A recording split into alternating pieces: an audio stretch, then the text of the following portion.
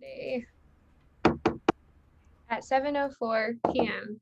Welcome everyone. I think we'll get started with the first thing on the agenda, which is the approval of the agenda.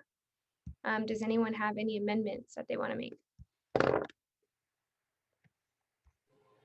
Can we strike a resolution in solidarity with the Armenian Student Association? Can we strike Bruin Advocacy Grant and then move up the Bruin Advocacy Grant guidelines presentation to be before the special presentations? Yes, striking that and then moving your guidelines up. Oops. There. Can we strike capital contingency, please? Striking capital contingency. Can you strike ARC allocations, please? Striking ARC. I just wanted to confirm, if we want to add an officer report, but like it's not something that we need to say, can we just add it directly onto the agenda, like the link to it? I think so. Can I make a quick officer report after everyone else's officer report? Adding John's officer report. Can I add a special presentation, the USAC seat at the table initiative?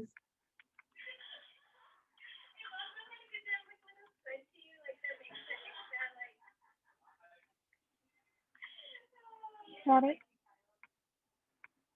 Oh, I had my hand raised. I don't know if you can see it though. Can I strike both of my funding allocations, please? Yep.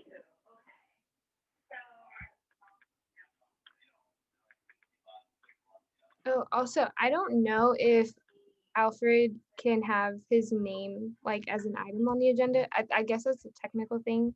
But. Okay. I'll put them under using.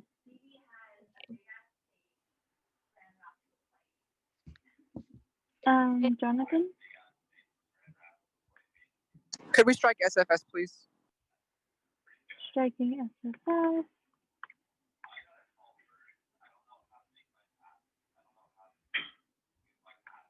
Any other amendments to the agenda?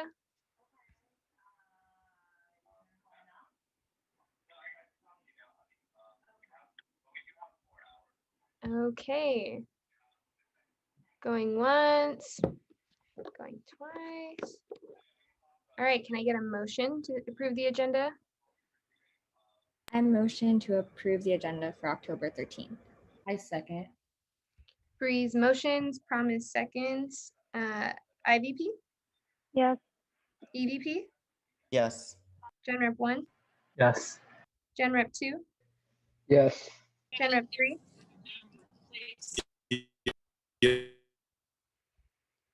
Heard you. AAC? Yes. CEC? Yeah. CAC? Yeah. Oh wait, CAC or FAC? CAC, sorry. Yes. Okay, I got you too. FSC? Yes. FSC? Yes. SWC? Yes. TSR? Yes. ISR? Yes. Hey, everyone's here. Awesome. By a vote of 14-0, the motion passes and the agenda is approved for this week. Moving on to approval of the minutes. Everyone has had a chance to review the minutes from last week. Can make a motion. I believe it was October 6th. I motion to approve the meeting minutes for the October 6th meeting. I second. Promise motions. Alice seconds. IVP? Yes. EVP? Yes. Gen Rep 1? Yes. Gen Rep 2? Yes. Gen Rep 3? Yes. AAC? Yes. CEC? Yes. CAC? Yes. CSC? Abstain. FAC? Yes. FSC? Yes. SWC, Yes. TSR, Yes. ISR. Yes. By a vote of 13 to 0 to 1, the motion passes and the minutes from last week are approved. Moving on to public comment. So public comment is an opportunity for folks that are in the crowd or audience to be able to come and speak to council on any matters that they wish to speak to council about. Just a reminder, you have up to 2 minutes to give public comment. Please use gender inclusive language. And a reminder that freedom of speech does not mean freedom from accountability. So if you would like to give public comment, just use the raise hand feature and we will call on you and upgrade you to a panelist, I think, right? Okay. First person that we have is Arsh.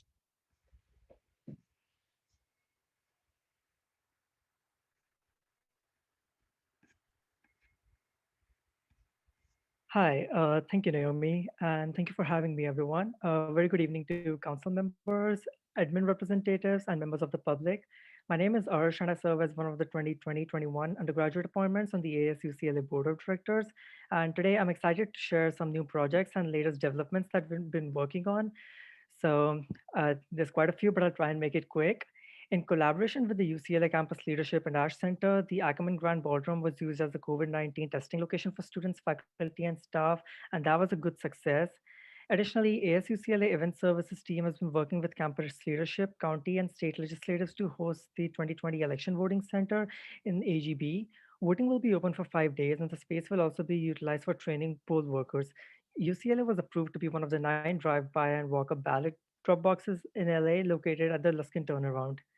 Some discussions regarding having a potential e-gaming location within ASUCLA facilities are underway, and we are in the middle of identifying appropriate locations and structure to provide such facility for the student body.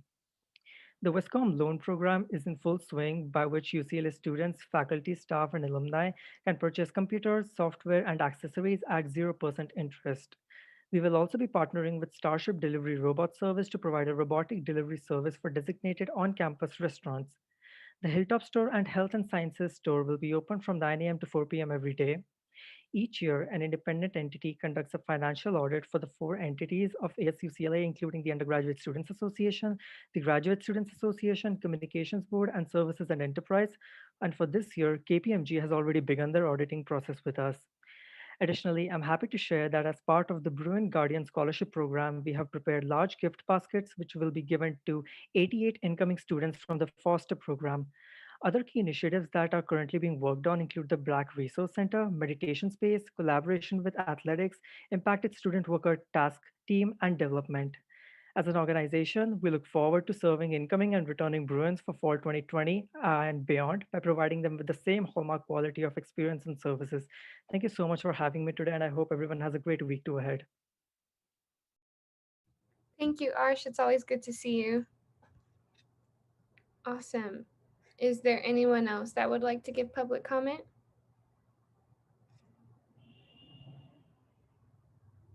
Going once, going twice. Okay, and we will be concluding public comment at 7:12 p.m.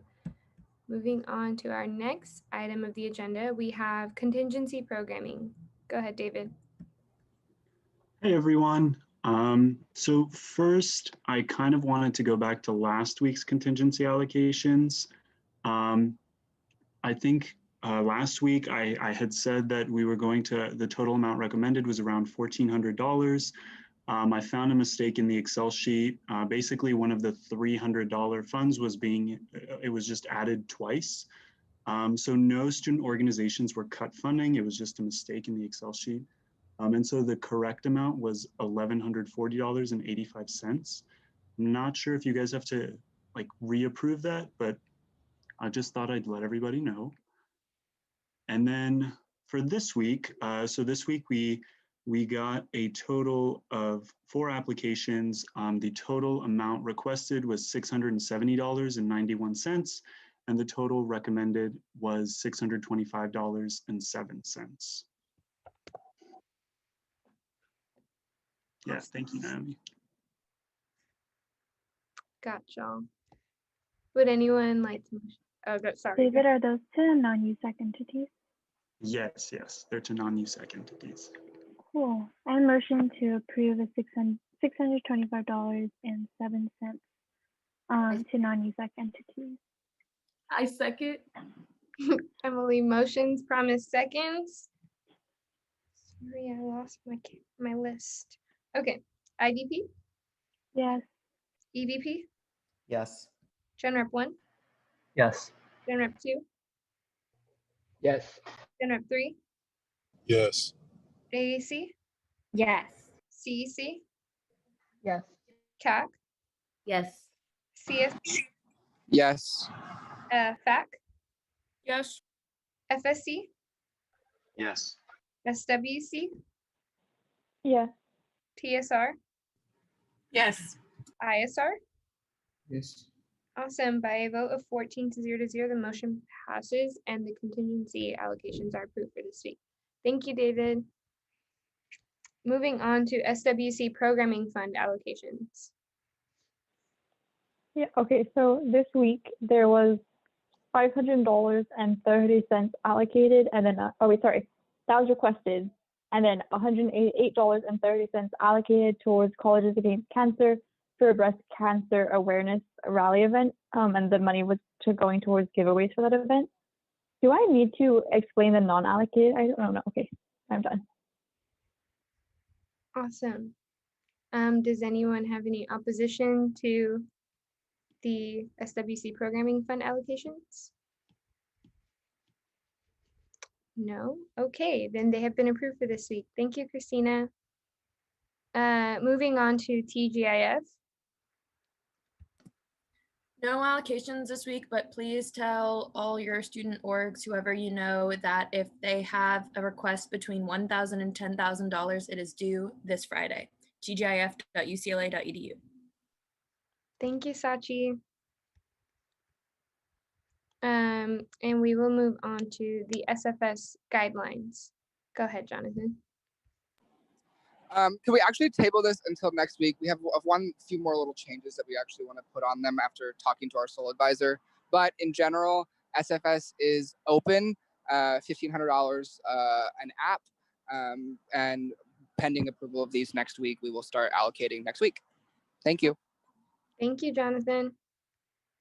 Okay, moving on to bag presentation and guidelines. Yeah, thanks so much. I'd like to welcome our Director of Campus Partnerships in the EVP office, Melody Satelli, to give this presentation on the reforms and revamps we've made to the Bruin Advocacy Grant. So go ahead, Mel.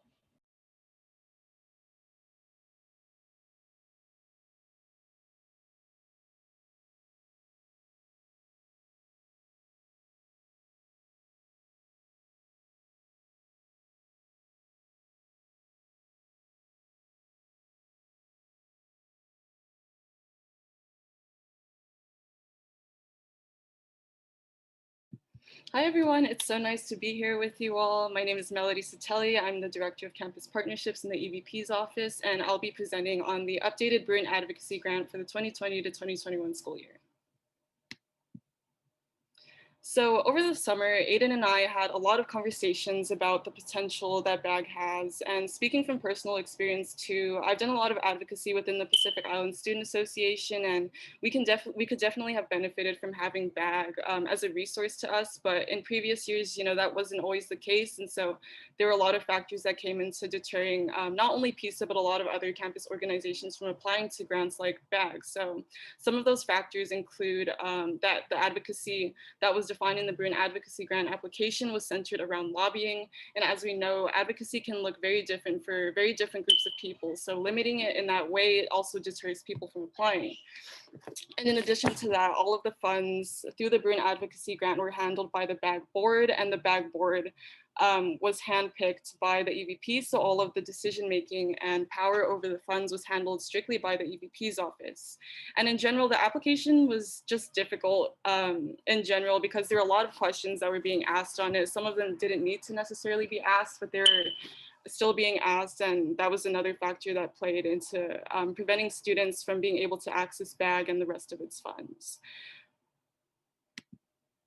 So with that in mind, we had a few goals that we came up with this year that we were hoping to implement with the new application, and as you can see, they're listed here. So those goals include: 1, expand the BAG definition of advocacy; 2, uphold the openness and accessibility of funds and advocacy resources; 3, increase accountability to UCLA's marginalized communities; and 4, to maintain transparency with the funds. So we wanted to start off by first expanding the definition of advocacy, because this was mainly the big issue that prevented students from applying to this grant in the first place. So because it limited it to lobbying, and we know that advocacy is not limited to lobbying, it prevented a lot of grassroots efforts and advocacy from happening. So what we wanted to do this year is to make sure that we addressed as many advocacy efforts as possible to make this as accessible to the different advocacy efforts that our students on campus are taking part in. So what we came up with is that we updated the application, so the grant now funds students to host a conference at UCLA or in the LA area, attend a conference, host a protest, organize movement or action, attend a protest, lobby, apply for program supplies, or apply for other advocacy related supplies. So hosting a conference or attending a conference, you are asking that applicants attend conferences that uphold UCLA's principles of community as a land grant institution. Same goes for hosting or attending a protest too. And we also stipulate in the application that when attending a protest or other organized movement, that they have a safety plan in action for all participants who are attending the event. The lobbying directions haven't changed for the application, so students can still apply to lobby at the state and federal levels. Program supplies, we fund students to apply for funding for incentives and honorarium, as well as advertising and graphics. The advertising and graphics would just have to be pre-approved by the EVP office beforehand. And then the 7th option is other advocacy related supplies. And the reason we included this was to make sure that we are maintaining that accessibility of the funds in the application, because we know that this list is not comprehensive of every single advocacy effort that exists. So we want to give students an option to advocate for themselves and ask for other ways that they could be using the funds too. And then moving forward, we also wanted to address the accessibility of the funds, but also the advocacy resources. So in the new application, we included a section that allows for applicants to request funding items outside of those listed in the guidelines to be handled on a case-by-case basis, as I mentioned before. And then we also included a section for applicants to indicate if they would like to access further advocacy-related resources through the EVP's office. So in the EVP's office, we have access to different spaces like the UCSA, and we also have directors in our office who have experience with advocacy at the university, local, state, and federal levels. So making them available as a resource to our student organizations so that they can have the best event, or they can make the most of their advocacy efforts while it's going on.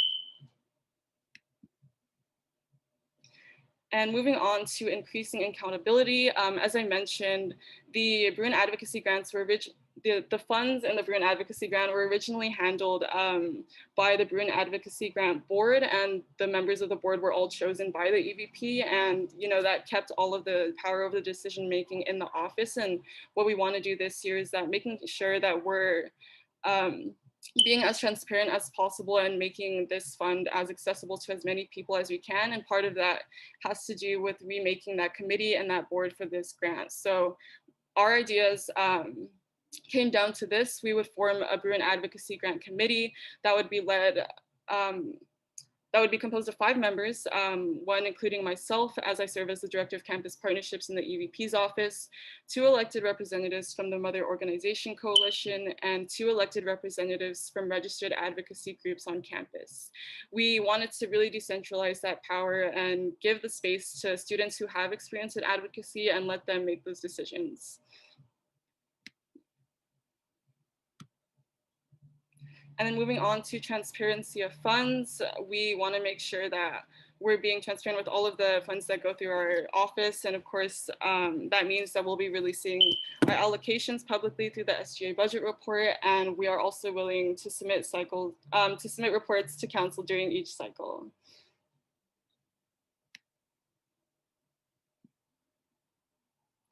And yeah, this is just an overview of all the 4 points again. I'm open to questions now, and I yield my time.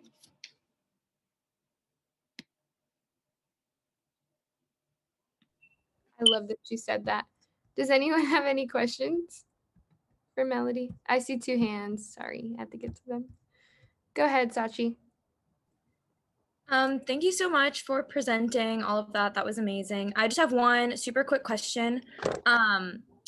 For, like you said, that for attending an action or organizing an action, you know, it has to fit within the guidelines of the UCLA's land grant institution. Can you just like detail what that means a little more, and like maybe what wouldn't be included in that if there is like something established that wouldn't be included?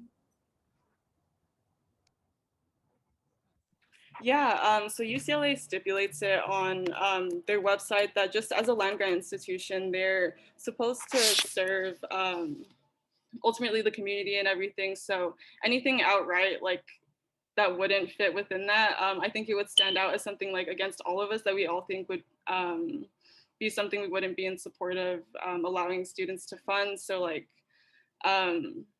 we're not preventing any students from receiving funding like by stipulating that, but just making sure that they are still following that, and that by participating in whatever protest or organized movement, that it's not harming any other students. Thank you. Zuleika.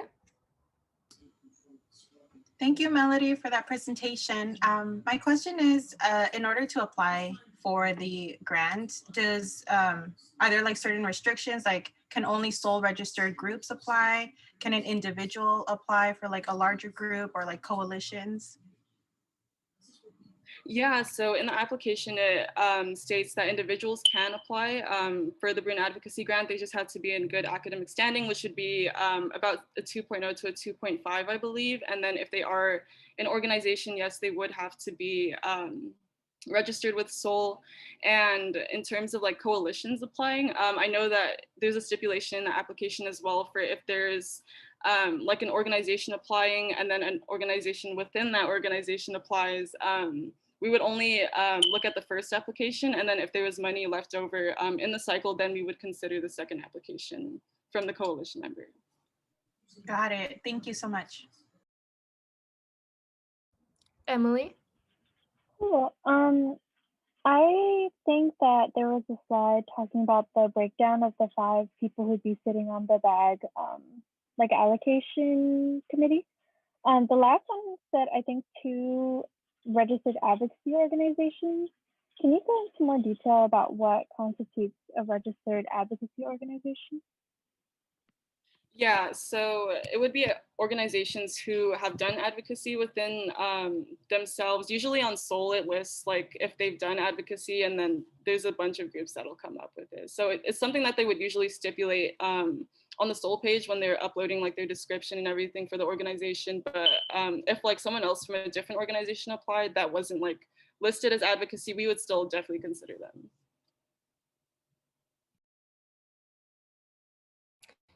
Sachi, did you have another question? Oh no, sorry, old hand. Oh, old hand, cool. I had a question. Okay. Yeah, okay. I had a question about whether or not, or like how you would go about selecting which of the MOs would participate, and like how that participation would look like. Yeah, so I was planning on putting out an announcement either in the MO chat or going into the MO and making an announcement about representatives who would be interested in participating in or sitting on the committee, but I wasn't planning on doing like personal outreach to like specific MOs for those positions. I really wanted to leave it open to them to reach out to their organizations too, to see if there was anyone else within them who would be interested in serving on the committee. Because I know a lot of the leadership in the MOs is like, they're all really busy themselves. So making that announcement to their orgs and opening it up to them too. But just leaving it as general as possible. Yeah, I wasn't going to reach out to any specific MOs. Okay. And I guess the other part of the question was like the cycling part. How are you going to go about like who would serve next year, or like, you know, how do you make that that determination on who serves if there's like 4 people who want to serve?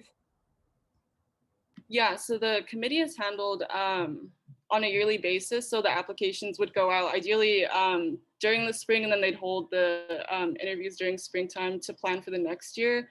The positions are subject to change, of course, but that was the plan that we had for this year. Thank you. Are there any more questions? All right. If not, I think this is an action item, right?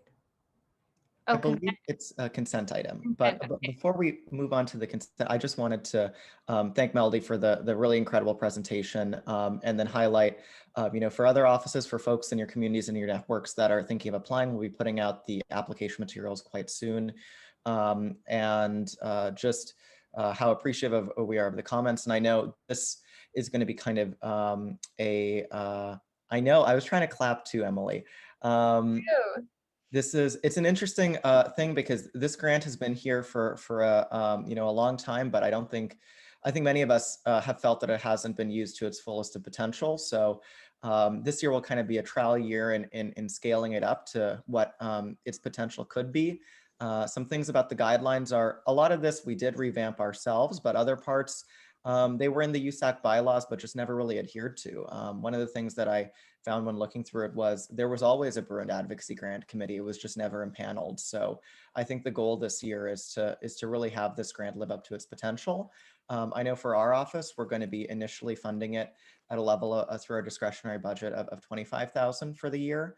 But should we see some really strong interest in this grant, and I know I've spoken to some of you about it already, with the closing of other grants on campus that deal with activism and advocacy, like BEST, like others, we could see this as you know, a potential to fund those programs that aren't able to be funded this year. So if there is an increased interest in this fund, I know a possibility of us coming back could be to have USAC also co-invest through surplus and expanding this fund. And I think that's a good precedent to set as well.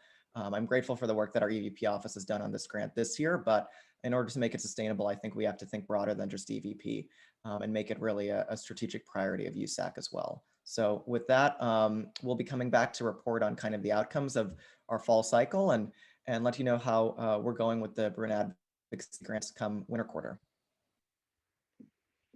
Awesome. Thank you all for that. I guess. Oh, well, they haven't been approved yet. So is there any opposition to the guidelines?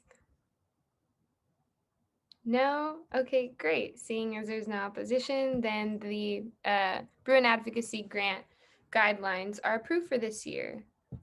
Thank you all for that presentation and good luck. Awesome. Moving on to our next thing on the agenda, we have special presentations, and we have a presentation from Todd from the New York Times. And thank you, Sachi, for the hand claps. We appreciate you taking on that role for us tonight.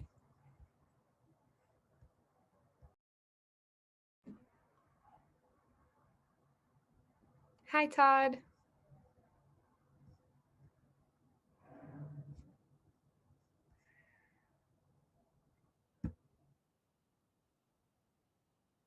Oh, okay, I see. Okay, am I unmuted now? Yes. Here now I have control so I can show my face. Hi, everyone. How are you all doing, by the way? Good, good. It's a challenging year for Bruins and all students, so I have to start by that. You know, my heart goes out to you. You're rising to the challenges of the Bruin Advocacy Program. Sounds amazing. I wish you much success in that and sustainability, as Aiden had pointed out. Perfect timing to really revamp that and get it some legs that will continue. as Naomi said, I'm with the New York Times. My role at the New York Times is to help connect students to get access to New York Times on an institutional scale without the need of a individual subscription, and get beyond our paywall meter. You know, we've been working with student governments as this resonates, especially now where, you know, everyone in the news industry has to have meters up to sustain their journalism. You know, we have 38 bureaus throughout the world and 1,800 journalists. And if you're not familiar with the New York Times, our mission is to seek the truth, hold those in power accountable, and help people understand the world. So that meter really is the only way that we're able to sustain our journalism. But we found out that that's really alienating students that are in college with limited funds. So we started working with ways that we could work through that and partner with student governments that have parallel missions and goals. So I just wanted to touch base on that. I know there's a dozen or so of you that have had access to the New York Times, so I won't spend too much time going over the vast content, but you know, there's everything in there that touches everyone's lives and improves their world as well. So it's not all just the bad stuff. There's a lot of good stuff. Our coverage and advice for health and wellness right now, our coverage of diversity and inclusion issues, and staying on top of that, and again holding those in power accountable. So, you know, hopefully you've had some opportunity to go through and see all the vast resources. You know, you probably have noticed our university COVID-19 tracker. You know, our coverage is being regurgitated all over the media landscape. But without unlimited access, you really can't utilize these resources. So we'd like to talk about possibly partnering with USAC to bring this program to Bruins. We started out this year with 2 pilot programs within the UC system that are going amazingly well. Matter of fact, I don't know if anyone's familiar with our 1619 project that Nicole Hannah Jones put together.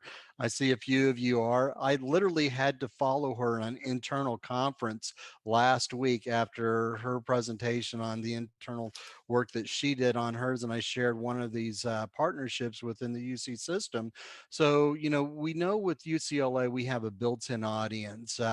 UCLA ranks 15th of the student subscribers that we can track. So anyone that takes a subscription with their at UCLA edu email address, we know that they're subscribers. So we have a huge built-in audience. But what we've learned with our other partnerships, it also provides the opportunity for students that are familiar with our meter that have to find ways around it, or possibly get that situation. It's like, I only have one article left this month.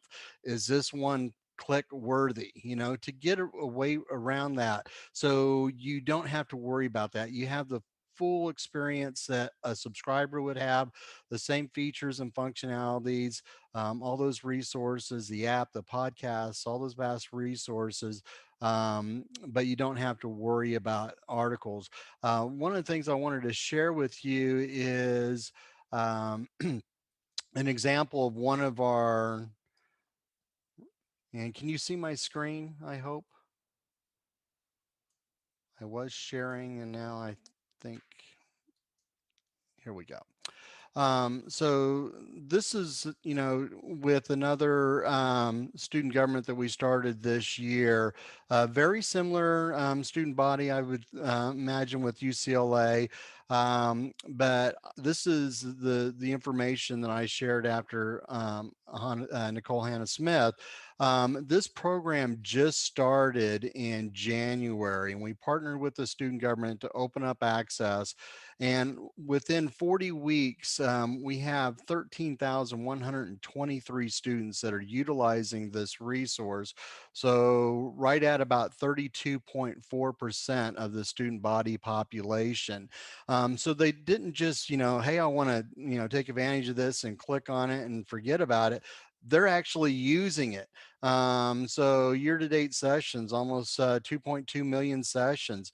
page views, almost 6.4. And this is what really, really is inspiring. Almost 1.2 articles read.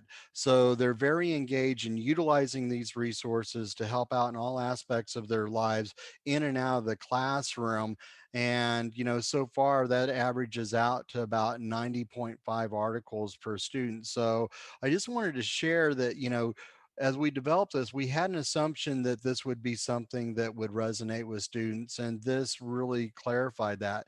Now, if I took the same amount of students that have activated, you're talking about an ROI value to our student government partners of almost $700,000 already this year. That's what those students would have collectively spent to get this type of access to our resources. And that is, we're this program, we know we're going to lose a lot of revenue on it. We understand that. Hopefully, students will be like myself that was introduced to New York Times in college and go on to subscribe in the future. But for now, especially where we are in the world and all these challenging, trying times that we're going through and all the hurdles that students need to jump through, we want to make sure we're doing our part to find ways around this. So we forgo a tremendous amount of revenue to provide this program. And again, what it is, and let me switch my screen here again, is the full access to the New York Times. And it's very easy for students to activate. It's very easy to implement. I talked about our coverage of the world. We have 21 domestic bureaus. 2 of those are in California, 1 in LA and 1 up in the Bay Area. We have a special section, it's California Today. So we cover California like no other. Matter of fact, we have UC graduate journalism students that contribute to California Today. So we have UC students that are actually gathering and producing information for us. And to get access to it, it's really easy. Matter of fact, we have a program with the UC Law School library that's kind of similar for this. So that's as easy as it is. It's a website, accessnytimes.com, and you go in there and you put in UCLA and it'll give you the selection. You click on it, you create an account, and you have the New York Times access all the way through December 31st of your graduation year. So it's very simple. As you can see from that slide presentation, I wanted to be transparent that we do track this and we do give you the results of your program, and I can run those reports at any time and by demand. So we know that there is a lot of alignment to what we're doing to the student needs, and we want to showcase that. So again, a quick overview of the program. Really want to find out, does this align with what your goals and initiatives are this year? Our ask is pretty simple. We're going to forgo nearly $100,000 in known revenue at UCLA to provide this service to undergraduates. Our ask is to help us offset those losses by a sponsorship that is less than $1 per student per year. And that's our only ask. And then there's other resources and other things that we bring to the table that there's absolutely no charge for. We just, again, we're publicly funded. 70% of our funding comes from our subscribers. So while we want to open this up, we can't totally go broke doing it, if you will. So that was a really quick overview. I know you have a packed schedule, and I just wanted to thank you for the time and leave the remainder to answer your questions. Awesome. So we'll open it up for about 5 minutes worth of questions if anyone has any.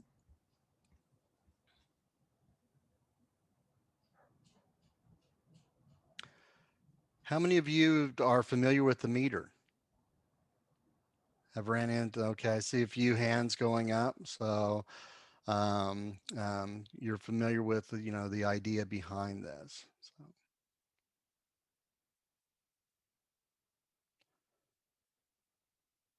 Does it sound like something with, all the challenges and needs that students have right now that would provide them with information and resources to help them navigate some of these hurdles that are going on, as well as, obviously being well and more informed and empowering their voices. Awesome.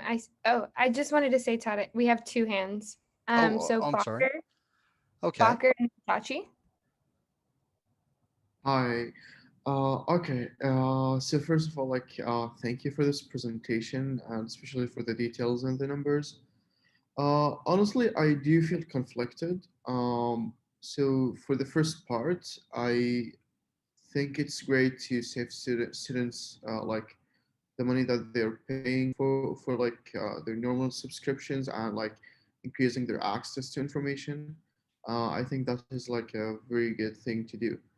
However, as an international student, I don't think, or let's say, um, I think a lot of the New York Times um, reporting on international affairs is more toxic and let's say would not contribute to safe environment for international students. Like already there's a lot of anti-international rhetoric inside the US, and DCLA is not immune to that. And honestly speaking, the way that a lot of the articles that talk about these issues are not, let's say, um, would just increase on this anti-international rhetoric. Not because I don't think they're intentional, um, but in the same time, I don't think. Uh, I think they will be creating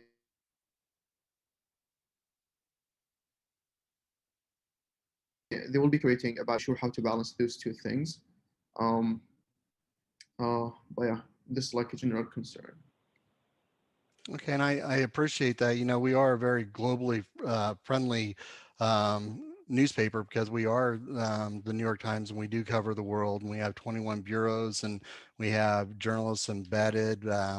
Our content is in 3 different languages, so the New York Times is in 3 different languages, and we report, and so far this year over 26 different languages. So we're trying to represent the international community.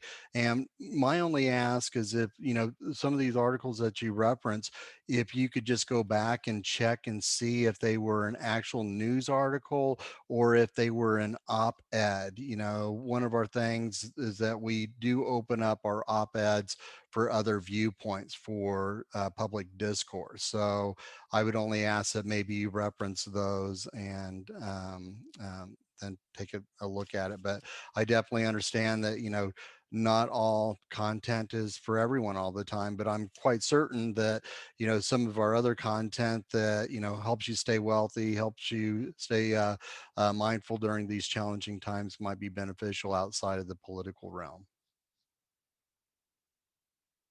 And there is another hand. Yes. So then we have Sachi and Aiden. Go ahead, Sachi. Hi, Todd. Thank you so much for coming and presenting. I just have one sort of logistical question. So I know that you said that I believe like the USAC Law Library has this program now, correct? Correct. Okay. I was wondering if, and this is maybe a question for everyone too, but if it would be more strategic to look for funding, at least initially, or at least in some aspect, through kind of that library and research mechanism, because I personally think that access to journalism is extremely important for research, and especially archives is extremely important. And that's where I come into most of the meters, is when I have to like read an article for class, or I want to know some additional information about whatever. So I was wondering if you / if not you, anyone in USAC thinks that, going through library and research first might be a good. And thank you, Sanchi. If I could just comment, the law school program is through the library, and it's through their library consortium. So it's a shared resource of law libraries. So that includes their faculty and staff. So We really don't have any control over that. The UCLA library has the New York Times in textual only through ProQuest. So those are other meters, but no one has this program that opens up a direct account to the New York Times. But if there's other entities at the university that USAC would like to bring into the conversation, we would love to have those conversations.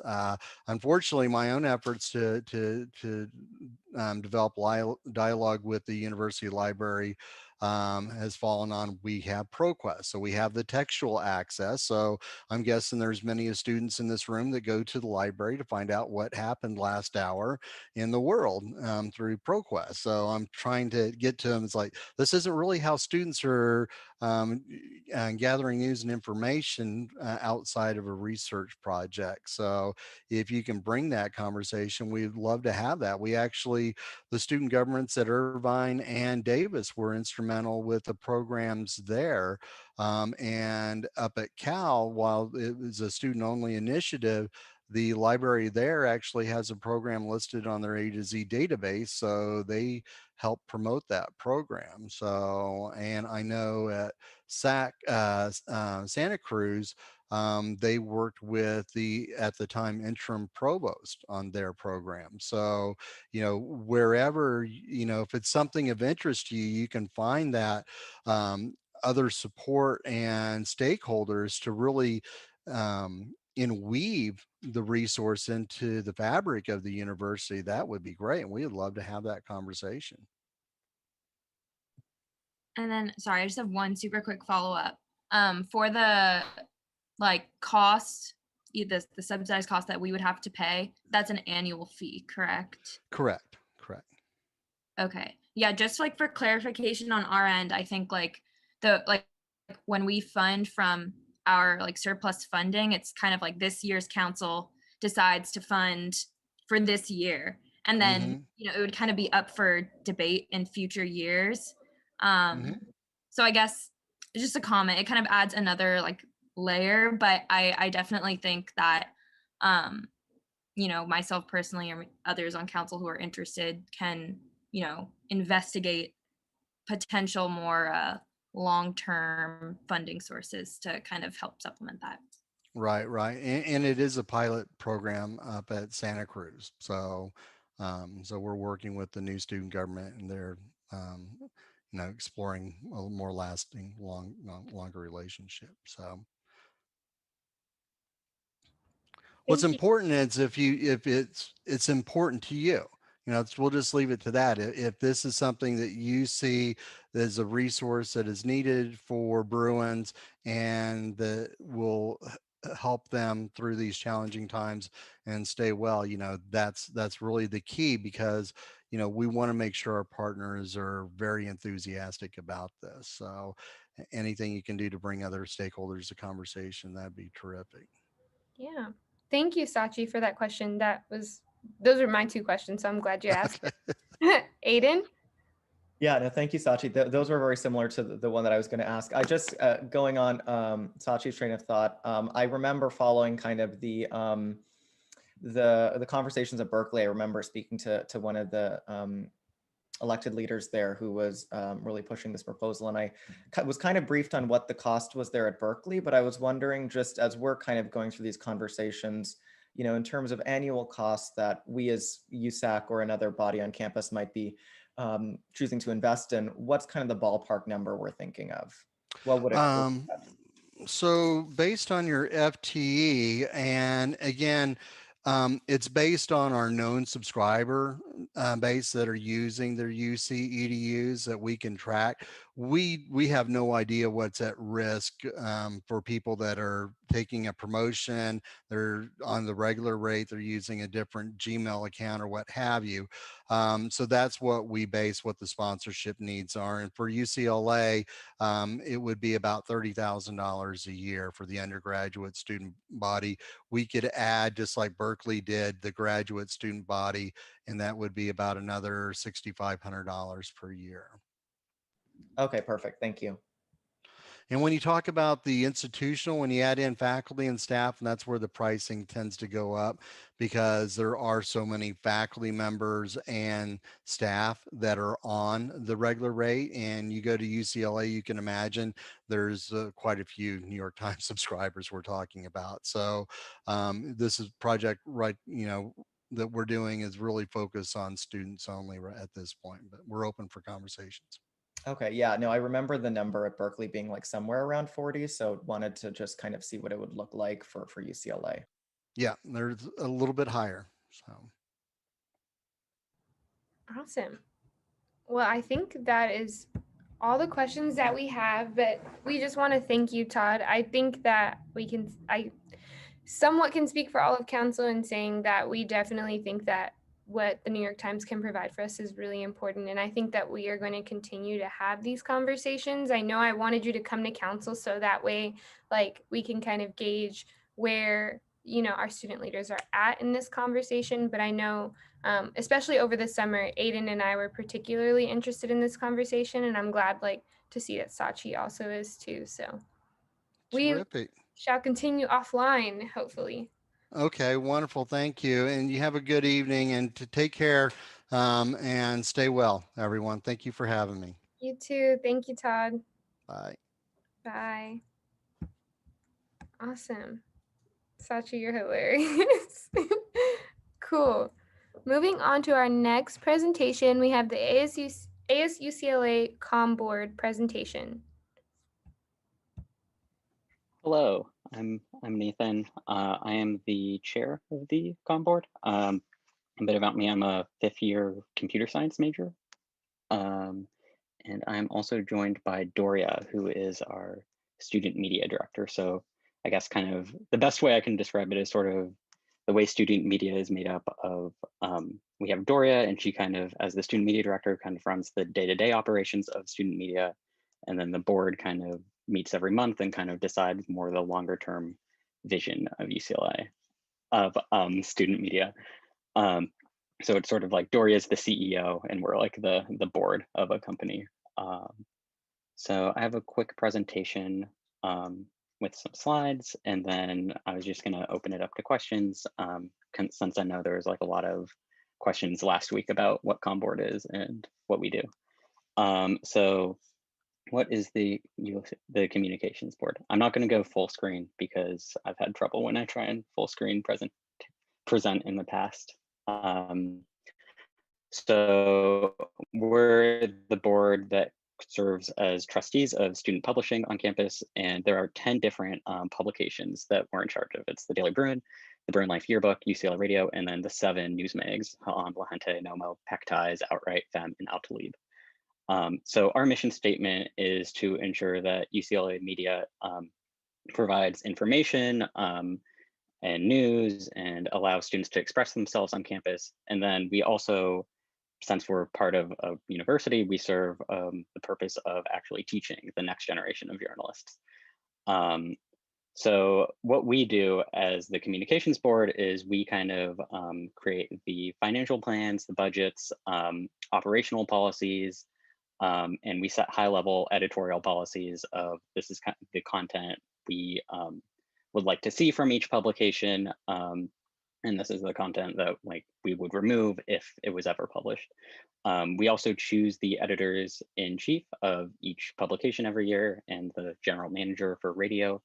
And we also are in charge of training. So when every publication hires their newest batch of interns, we call them, we set up the training, and usually that's done with professional journalists or retired journalists who have been in the industry for a while. Things we don't do, we don't edit the publications.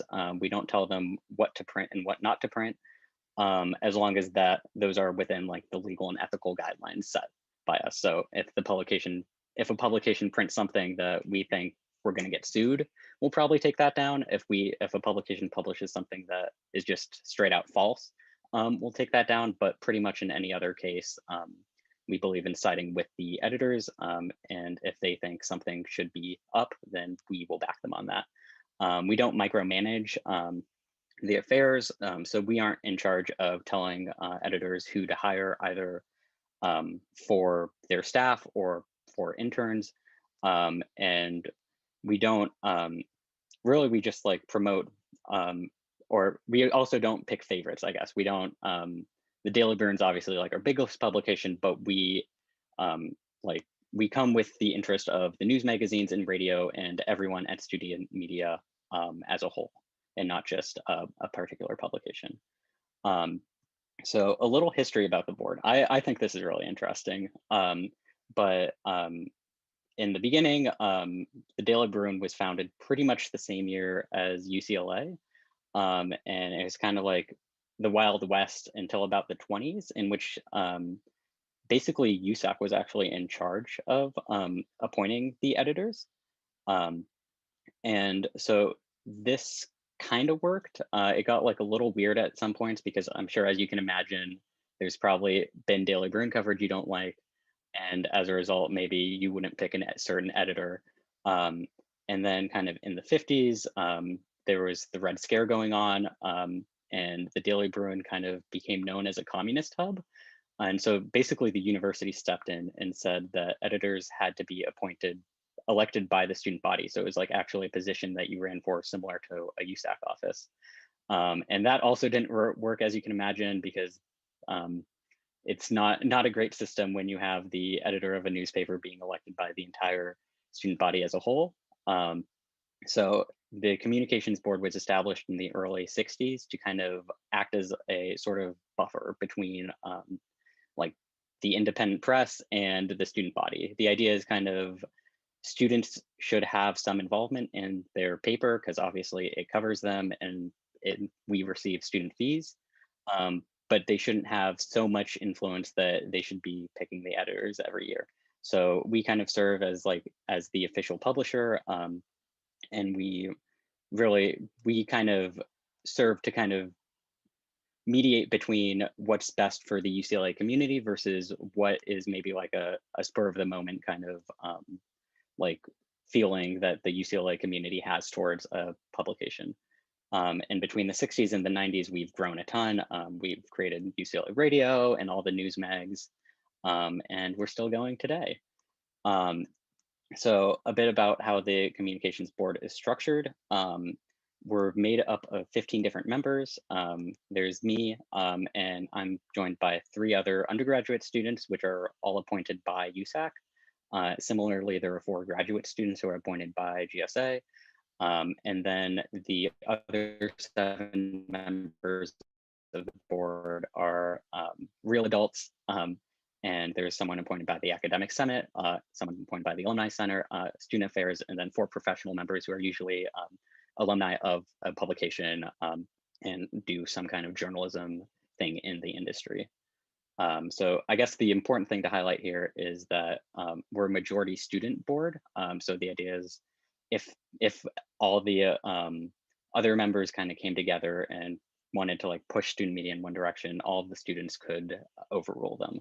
So I think that's kind of important, that it really is kind of like a board for the voice of the students. Yeah, and that's all I had. Happy to take any questions you have about student media.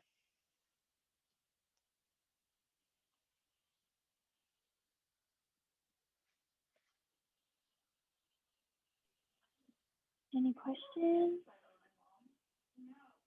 Oh, Sachi?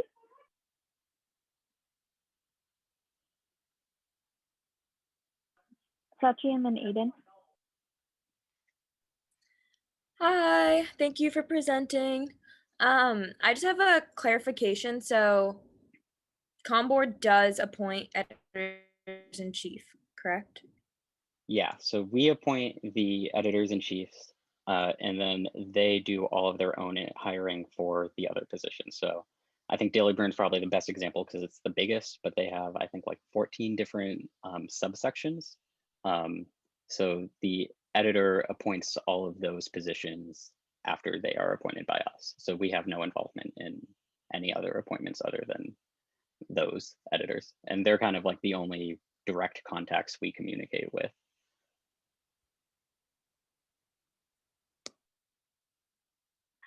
Awesome. Aiden? Yeah, thanks so much for the presentation. It definitely rings somewhat similar to, I come off from 2 years on the ASU Service and Enterprises Board, which I know is somewhat of a similar setup with kind of the different constraints and kind of powers that the board has vis-a-vis kind of like the chief executives. But I was just wondering, kind of last year and this year, what were the different, I guess, strategic priorities or goals that the communications board set for itself that when I guess went beyond or above the just the normal duties and descriptions? Like what was kind of the focus in terms of strategy of the board last year, and what does it kind of look like it's going to be this year? Yeah, that's a good question. I think for this year, definitely our biggest challenge has kind of been adapting to the coronavirus world.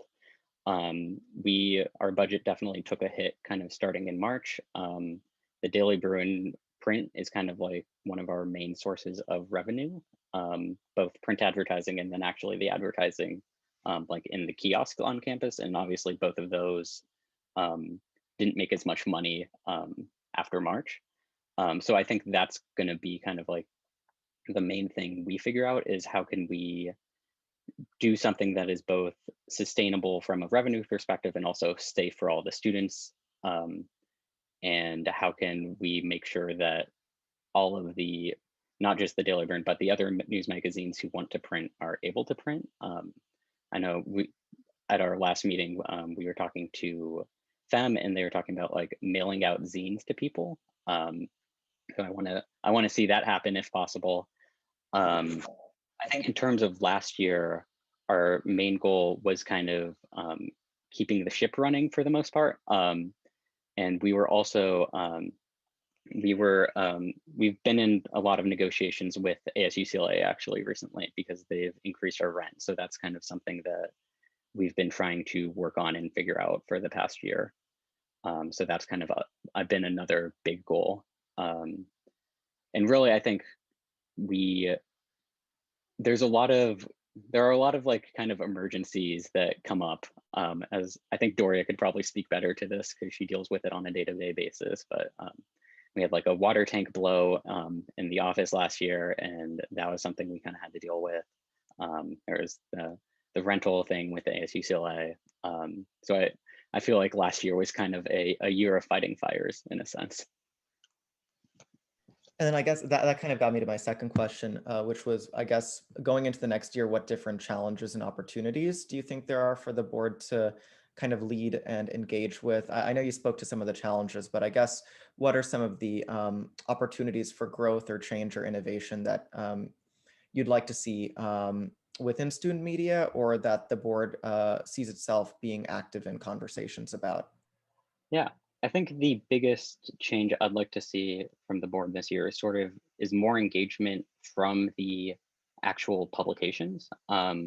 So the editors in chiefs are come to most of our meetings, and they're actually involved in kind of a subcommittee of the communications board. But I think there's often a disconnect between like you join like La Gente as like an intern your freshman year and knowing what the communications board is. So I want to see greater kind of communication between the board and the publications, just so everyone knows what the board does and what it's there for, and how it can support them in their goals. I think oftentimes it's very easy, especially if you aren't an editor of a publication, to sort of wonder where you can get funding for like the next great idea that you have. And so I want the board to kind of be there as a resource for everyone. So I think that'll be kind of a challenge for this year since everyone's remote, but hopefully we can kind of make it work. Thanks so much. Yeah. Thank you. Christina? Hi, I just have a few questions. They're like just clarifications, I guess, on like what Comms Board does and like its relationship to the publication. So I was just wondering, first of all, because as far as I know, the publications, are they able to like choose their EIC and then the Comms Board appoints them, or do you choose from a pool that you find? Yeah, So it's kind of it varies by the publication. So Daily Bruin, UCLA Radio, and I think maybe FEM recently started this last year. But the publications can have their own kind of staff endorsement process. So basically, you apply to be the editor-in-chief. And then if there's a staff endorsement process, the staff will kind of host it sort of independently, and they have their own rules for doing it. I know for Daily Bruin, it's basically like everyone has to meet in this big room, and they give speeches, and then there's some time for questions, and then the staff kind of gathers around and sort of like debates a bit, and then like votes on who they think the next editor should be. And for radio, it's kind of a similar process. And that's kind of something that comes to the board, but ultimately the board can overrule that decision. So that happened, I think, 2 years ago with Daily Bruin, where the editor-in-chief was not endorsed by the staff, but was still appointed the editor-in-chief. Okay, thank you. And then I was also wondering how publications join Comms Board. Like, can they be added and dropped? And if another publication starts, do they approach Comms Board to be in it, I guess? Yeah, that's a good question. So publications can join at any time. The main thing is kind of you reach out to Doria or the board, and then we kind of talk about like, you know, like what's kind of your vision? How are you gonna like recruit people? Like when do you plan to print? Those kinds of logistical questions. Last year we had someone who wanted to start a sick news magazine, like for the religion, not like cough cough. But she ultimately decided that she was like a senior at the time, and ultimately decided like she couldn't find enough people who were also interested in it, who could kind of continue it after she was gone. So that unfortunately fell through. But yeah, like new news magazines could be created at any time if there are enough motivated students who feel there's a need for it. I think the main thing is like, as a board, we don't want to get too involved in like the publishing process. So it does kind of have to be externally driven, or like driven by the students who want to make that publication. As for like removing a publication, we've never done that in our time. There have been years where there just hasn't been anyone who's applied for an editor role. And it kind of generally depends on the staff in terms of like, do they just want to continue without an editor? Or like, is there just like no interest at all? And maybe like the publication will kind of go on hiatus for a year until someone's interested enough to like pick it back up. But there's never been like a publication that once existed that now does not under student media. Okay, thank you. Those are both my questions. Yeah. Thank you. Zuleika? Hi, Nathan. Thank you so much for that presentation. You cleared up a lot of questions, well, personally, that I had. I have a clarifying question for you. In terms of like, if you see an issue within a publication, are you able to suggest diversity trainings to those publications? That's a good question. We can definitely, I mean, we're in pretty constant communication with most of the editors, so we can obviously make suggestions. We could probably, I haven't thought about this, but we could probably like have a diversity training of some kind for all new incoming members. I don't know, Doria, have you ever thought about this at all? I think it's a good idea. Doria says yes, I think. So yeah. Awesome, thank you. Thank you for that. My next question is, I think this is just like for me to become more familiar with like the role of Comms Board. What is the relationship between Comms Board and the undergraduate population? That's a good question. I think There's, to be frank, I think there's not a lot of interest from the undergraduate population in Comms Board. We meet every Monday, once a month, and we're open to the public. But generally, outside of student media, I think there's not a lot of interest in terms of showing up. I think generally most people reach out directly to publications they're interested in. So like if you're interested in like applying to a specific publication, or if you have a particular issue with like a publication, like you misrepresented me in this story or whatever, generally people reach out to the editor of that publication or to the writer. And then if there's like a grievance that kind of is escalated enough, we'll eventually kind of discuss it. But I think there's not much direct engagement between the board and the students. Thank you. Yeah. Awesome. Thanks, Yulika. Are there any other questions?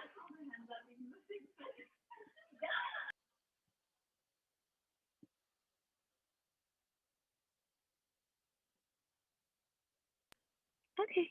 If not, then thank you so much, Nathan and Doria, for your time and for giving us this comprehensive presentation. We really appreciate you. All right. Thank you for your time. Bye. Bye. Alrighty. So the next thing on the agenda is Alfred and Bucker's outreach plan to international students regarding USAC elections discussion. Or sorry, presentation. You all can go ahead.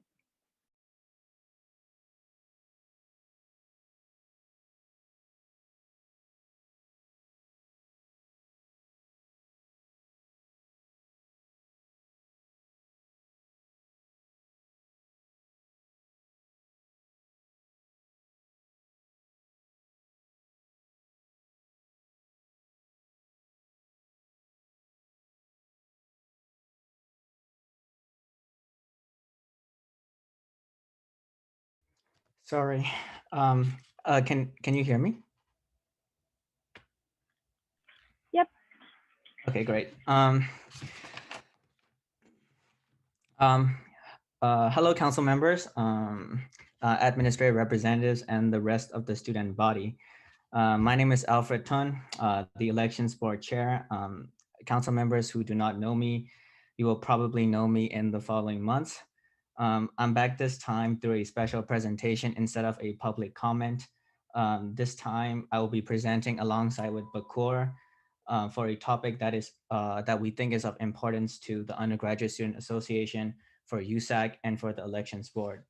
I'm here to propose an official USAC engagement plan, which I believe was critically needed even in a normal academic setting with conventional learning methods.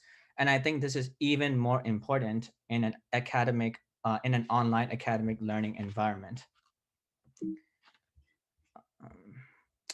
I think we can all agree that there is somewhat of a disconnect between the student body and USAC. I think a lot of these reasons can be attributed to a lack of awareness.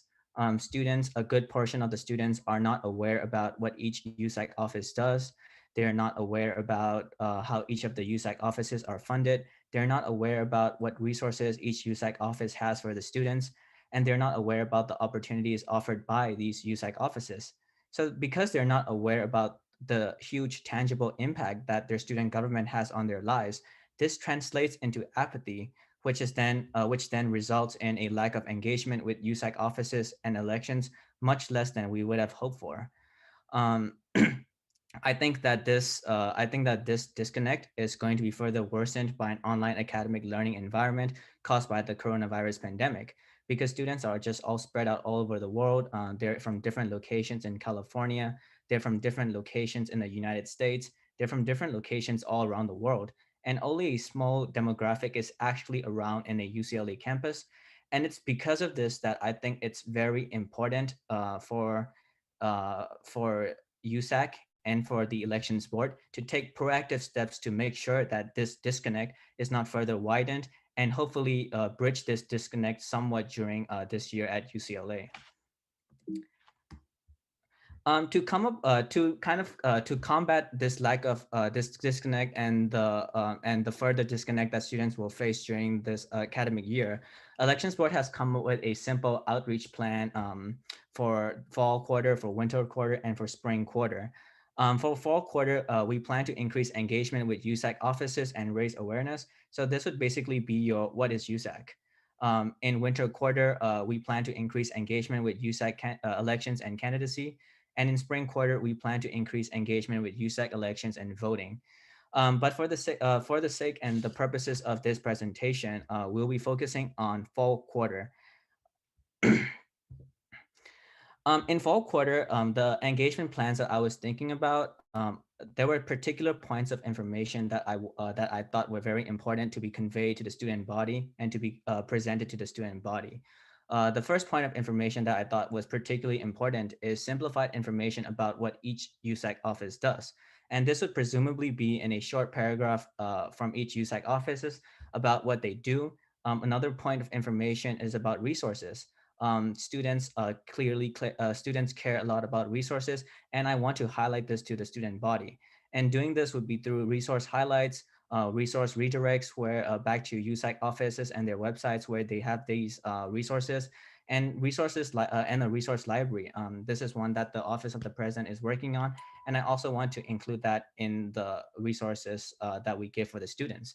And this is very important that students know about these resources because they essentially pay for them. And it's important that they know how to take advantage of these resources and use them to their best advantage. And the last point of information that I think was important to be presented is to include opportunities to get involved, if any, because students care a lot about leadership positions, they care a lot about internship positions, and they care a lot about staff positions. And I think that if these 3 points of information are conveyed to the student body, I think that we can hopefully increase engagement with USAC offices and USAC elections by extension. For the fall quarter engagement plans, I've been actually thinking about 2 main options. So the first option that I've been thinking about was a workshop session. This would be a more static format that I was thinking of. The duration would be like an hour maximum. The tentative date that I was thinking about for these workshops was in week 4 and week 5. The format of these workshops would be through a presentation style. Basically, the logistics of how the workshop would work is USAC offices would submit their slides on a collaborative Google Slides. A presenter would go through each slides and each section would be dedicated for each office. And there would be a Q&A session afterwards for people to ask questions. The level of coordination required to carry out these workshop sessions, I believe, is not too high because all the offices need to do is to share the information about the workshops through their messaging channels and submit necessary information to the elections board, which can then coordinate afterwards. The second option that I was thinking about was actually IG takeovers. And this would be the more interactive format that I was thinking about. The duration of these IG takeovers would happen throughout the day or week. The tentative date for these IG takeovers would be from week 4 or 5. And I was thinking about holding these IG takeovers in the form of a social media highlight. Basically, the logistics of how this would work is eBoard IG would act as the centralized place. USAC offices would submit completed graphics with content, and eBoard would post the information. All offices would then follow by reposting it and saying follow eBoard for more information. So basically, put eBoard's IG as a centralized place for all information about USAC offices. While I would like to do this option, I think there is a certain level of coordination required for this IG takeovers because scheduling of the posts and the reposts should be carefully coordinated to make sure that we reach as much of the student body as possible. And offices need to share the information about the highlight through their channels as well. But the second option requires more coordination than the first. I was also thinking about supplementing these main engagement plans with standalone Q&A sessions. And I was thinking of doing them through AMA Reddit threads. I was also thinking about doing them through IG Q&A sessions. And I was thinking about doing them after the main engagement plans are completed, just so that students are constantly immersed about USAC offices, and just so that they're still in the loop about what USAC offices answer questions about their offices. Possible incentives that I've thought for these engagement plans, as of now, it's just food for thought, because I kind of just wanted to gauge how council is feeling about these engagement plans. So I haven't thought too much about incentives yet. But as of now, I'm thinking about very small giveaways. I'm thinking about giveaways linked with information about USAC offices. This would be through the IG option, where we will post questions about social media, and if they answer it, tag a friend, share a post, then they'll be entered into the giveaway program. And I was also thinking about giveaways linked with participation in USAC workshop sessions. Uh, this would be through the workshop option, and students who RSVP'd would be automatically entered into a raffle. And this would basically increase engagement and incentivize these students to come. Um, just like for all of these engagement plans, though, I do need active USAC coordination and collaboration to make all of this happen. Because one, each USAC office obviously knows the best about its mission, itself, and its hard work, its opportunities, and its resources. And the only way to get the most accurate information about USAC offices is from the USAC offices themselves. So that's the first point. That's the most important point. The second thing is USAC offices are connected with different demographics in the student body. And it's because the reason why I want to do these engagement plans is because I want to connect with many students as possible to be engaged with USAC and its work. And of course, the third reason why I need active coordination from USAC offices is because it is simply insufficient to do standalone outreach efforts from eBoard alone, because elections board does not have the capacity, nor do we have the human resources. I'm the only person on the elections board right now to spread awareness about USAC offices. And I think that this would really bring a lot of benefits for all of the undergraduate students association. From the administrative side, I think this would definitely bring stronger student involvement with USAC offices. This would mean more interest in your programs, your projects, and your events. This would mean higher turnout. And I think this would also mean stronger student involvement with USAC elections, and this would lead to a stronger and more rigorous student government. From the student body side, this would be an opportunity to remain connected with campus. Being connected with campus is pretty important these days because of the lack of human interaction. And this would also give students an opportunity to get in, understand the offices that they do fund. And this would basically also be an opportunity for students to get involved. So basically, I've been wanting to do this for quite a while.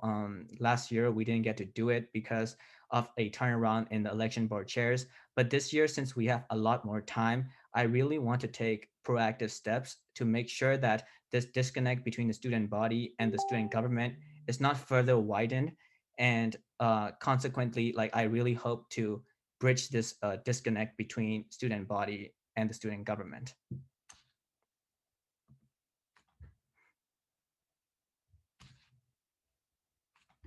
I just want to time check.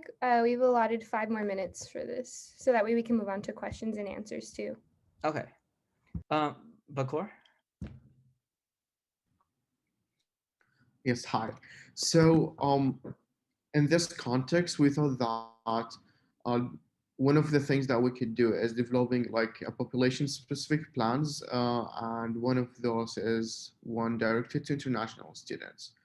Alfred, if you can go. Yeah, thank you. So, although the effect of the current pandemic is large on everyone, this has like an amplified effect on international students, since like there's two populations.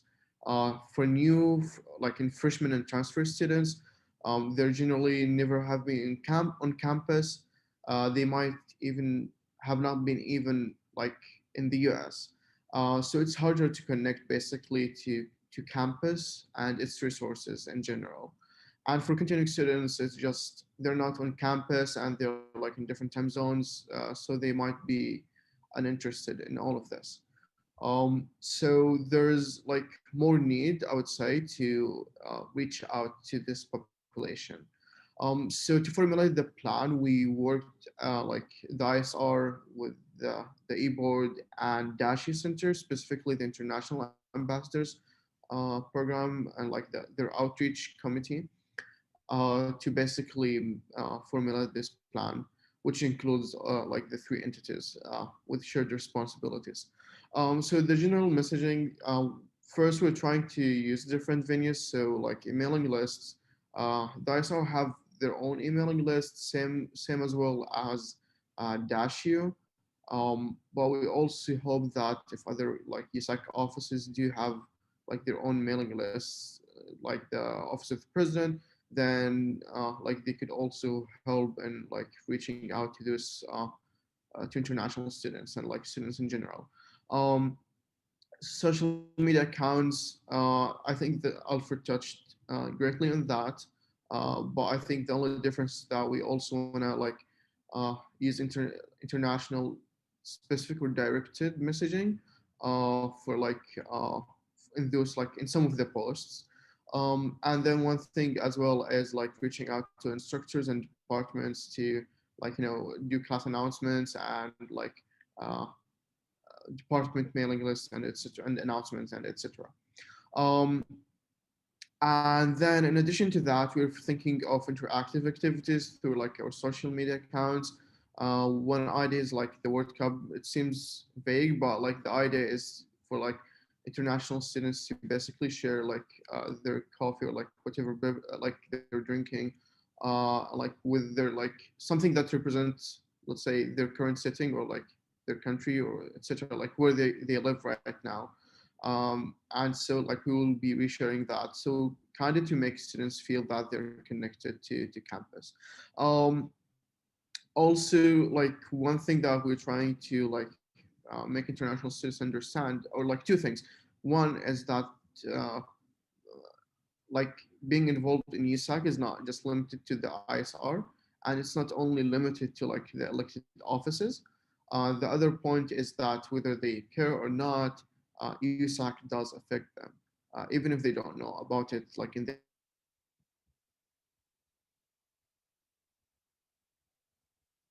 the case of incoming students, next slide. Next slide. Yeah, thank you. Yeah. So in addition to this, like to the messaging and like social media posts and etc. We're trying to do three sessions or like yeah, three sessions.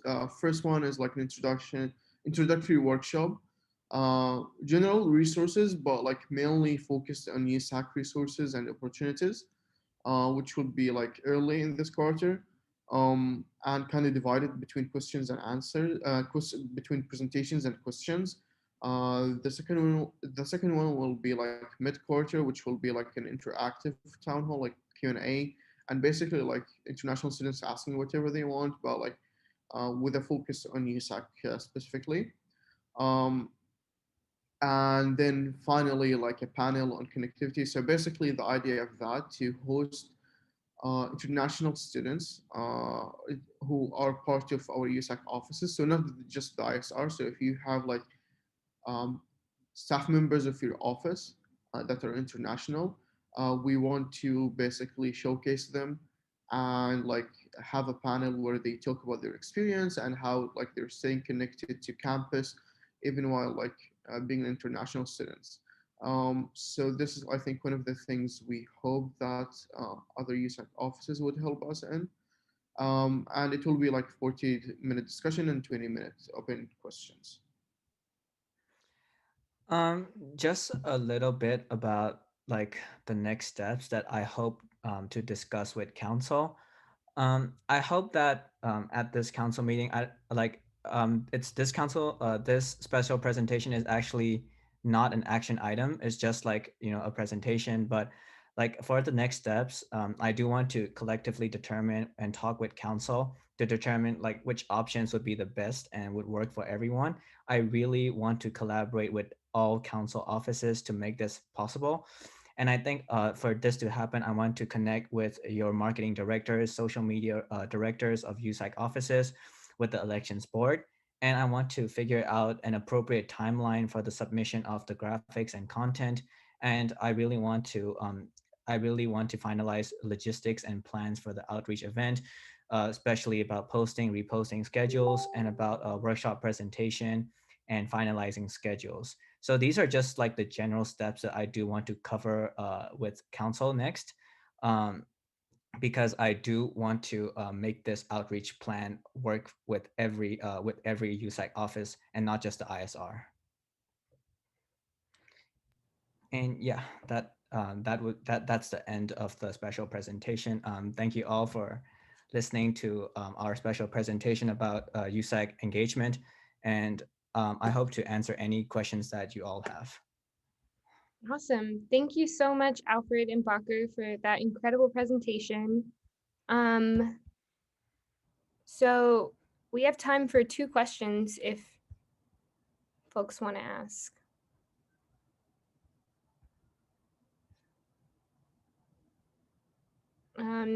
As council members maybe gather their thoughts, Alfred, you know you have my director's information, and she's always more than willing to cooperate with you and also to support you in possibly reaching out to the other offices too.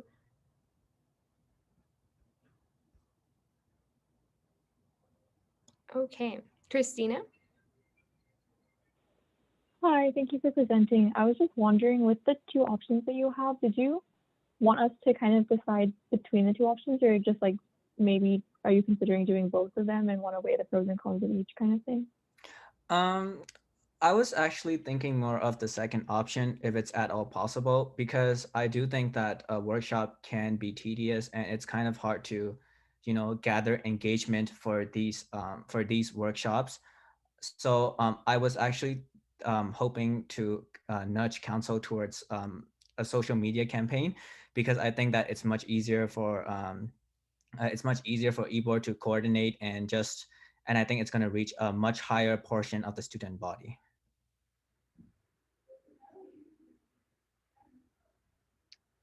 Okay, can all of council agree to kind of a social media campaign? Like, is that something y'all can all get behind?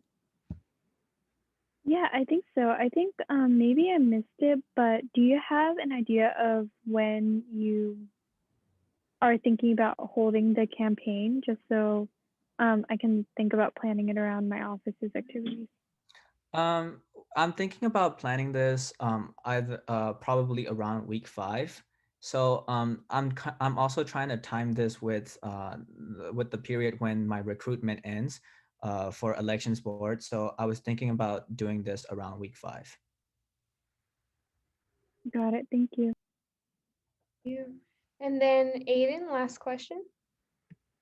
Yeah, no, I was gonna say I'm fully down as well. Having like maybe a clear set of asks or plan might be helpful as I take it to our comms team, or even if I don't know if we have it yet as USAC, but putting all our comms directors together and just working with them might be the best way to do it to streamline communication. I mean, we're fully in support. It's just whatever you need from us, let us know and we'll do it. I'm telling you guys, we should use the Slack for that, the USAC Slack. That would be great. Cool. I'm starting to get some buy-in. Okay. Oh, everybody's down. Okay. Yeah, Alfred, like Emily said in the chat, we will do what you need. So when you're saying everyone is down, do you mean all the council members are down? Because like with sharing the screen and this new Zoom panel webinar, like I'm not able to see responses or look at the chat for some reason. Got it. Yes, council members are down. Okay, got it. Then I'm gonna reach out after this meeting, possibly tomorrow, just to connect with all council members. But Naomi, do you know the emails of council members? Because I know that some of the email addresses are outdated, and I don't have the email addresses of all council members. Yes, I have a contact sheet that I can give you that has Gen Rep 2's right information, because that's important. Okay, sounds good. Okay, I'll actually drop it Or I'll email it to you. Okay, sounds good. Yeah. Okay. I will do that after. I will do that during the next presentation, actually, because I will forget. Thank Okay. you so much, Alfred. Thank you. And I hope to talk with everyone very soon because I really want to do this. Yes, and we will support you. Thank you again. Awesome. Moving on to our next item. Where's the agenda? Okay, found it. We have our last presentation of the night, and it's a USAC Seat at the Table initiative from another student organization that I will let introduce themselves. I believe they are in the chat, Emily, or like the Zoom. Yeah, just promoted. Okay, yeah, and they are the HIV Counseling and Testing Coalition, or HCAT. So I will turn it over to Chloe and Karen. Hi, everyone. Thank you so much for having us. We really appreciate it. Cara, unfortunately, isn't able to make it tonight, so it will just be me presenting. Can everyone see my slides? Yes. And just a reminder, Chloe, we allotted 10 minutes for this, and then questions after. No worries. Thank you. Okay, so I'm going to be presenting HCAT, which is HIV Counseling and Testing Coalition at UCLA. Again, my name's Chloe. My pronoun are she, her, hers, and I'm the testing director for HCAT. So a little bit about HCAT, our mission is that we are a group of UCLA undergraduate and graduate/medical school students who are committed to reducing HIV and sexual health stigma.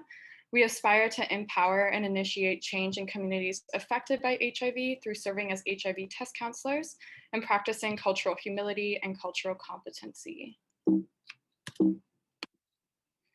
Okay, so what exactly do we do? So we do multiple things, but one of the things that we do is we provide on-campus confidential HIV counseling and testing to UCLA students.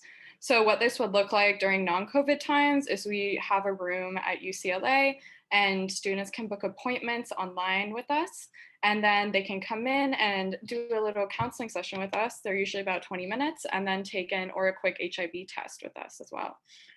We also work with multiple outreach sites to provide free HIV counseling and testing services to their clients. So an example of this would be we've worked with Covenant House, which is a youth homeless shelter. So as young adults ourselves, we have an advantage with younger populations since we're able to provide peer counseling. So hopefully making youth feel more comfortable talking to us, trusting us, since getting tested for HIV is something really scary and there's also a lot of stigma around it. We also educate our members on HIV in order to help destigmatize it. So for example, educating them about the 5 fluids that can transmit HIV, and we train them to become HIV test counselors as well. So our core principles of counseling. So we work with our clients to reduce the risk for HIV through client-centered and individualized suggestions. This is also known as harm reduction. So we're very aware of the fact that all our clients are different, and some solutions that we suggest for some clients might not work for other clients. So an example of this would be like for an IV drug user, we might suggest bringing your own needle to reduce your risk, but that might not be feasible for everyone. So another suggestion that we could do would be maybe trying to use the needle first before anyone else uses it. We assess our clients' level of risk for HIV. We also help our clients reflect on how certain behaviors may be putting them at risk for HIV and increase their sense of empowerment to modify these behaviors through positive reinforcement. So an example of this would be commending them for coming in to get tested, saying, you know, I know getting tested for HIV is something really scary. I'm really proud of you for coming in. It shows that you care about your health.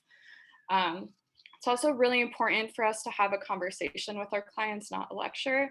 Again, we are equals to our clients and we want to be as respectful and non-judgmental as possible and not just come off as like rattling a bunch of facts at them and telling them you should do this. We also educate our clients on HIV and possible modes of transmission to help destigmatize HIV and give clients the information that they need to take ownership of their sexual health.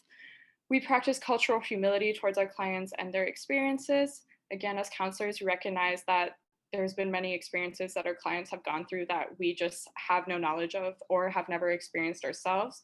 So we are very aware of being very respectful towards that and not coming off as condescending or anything like that.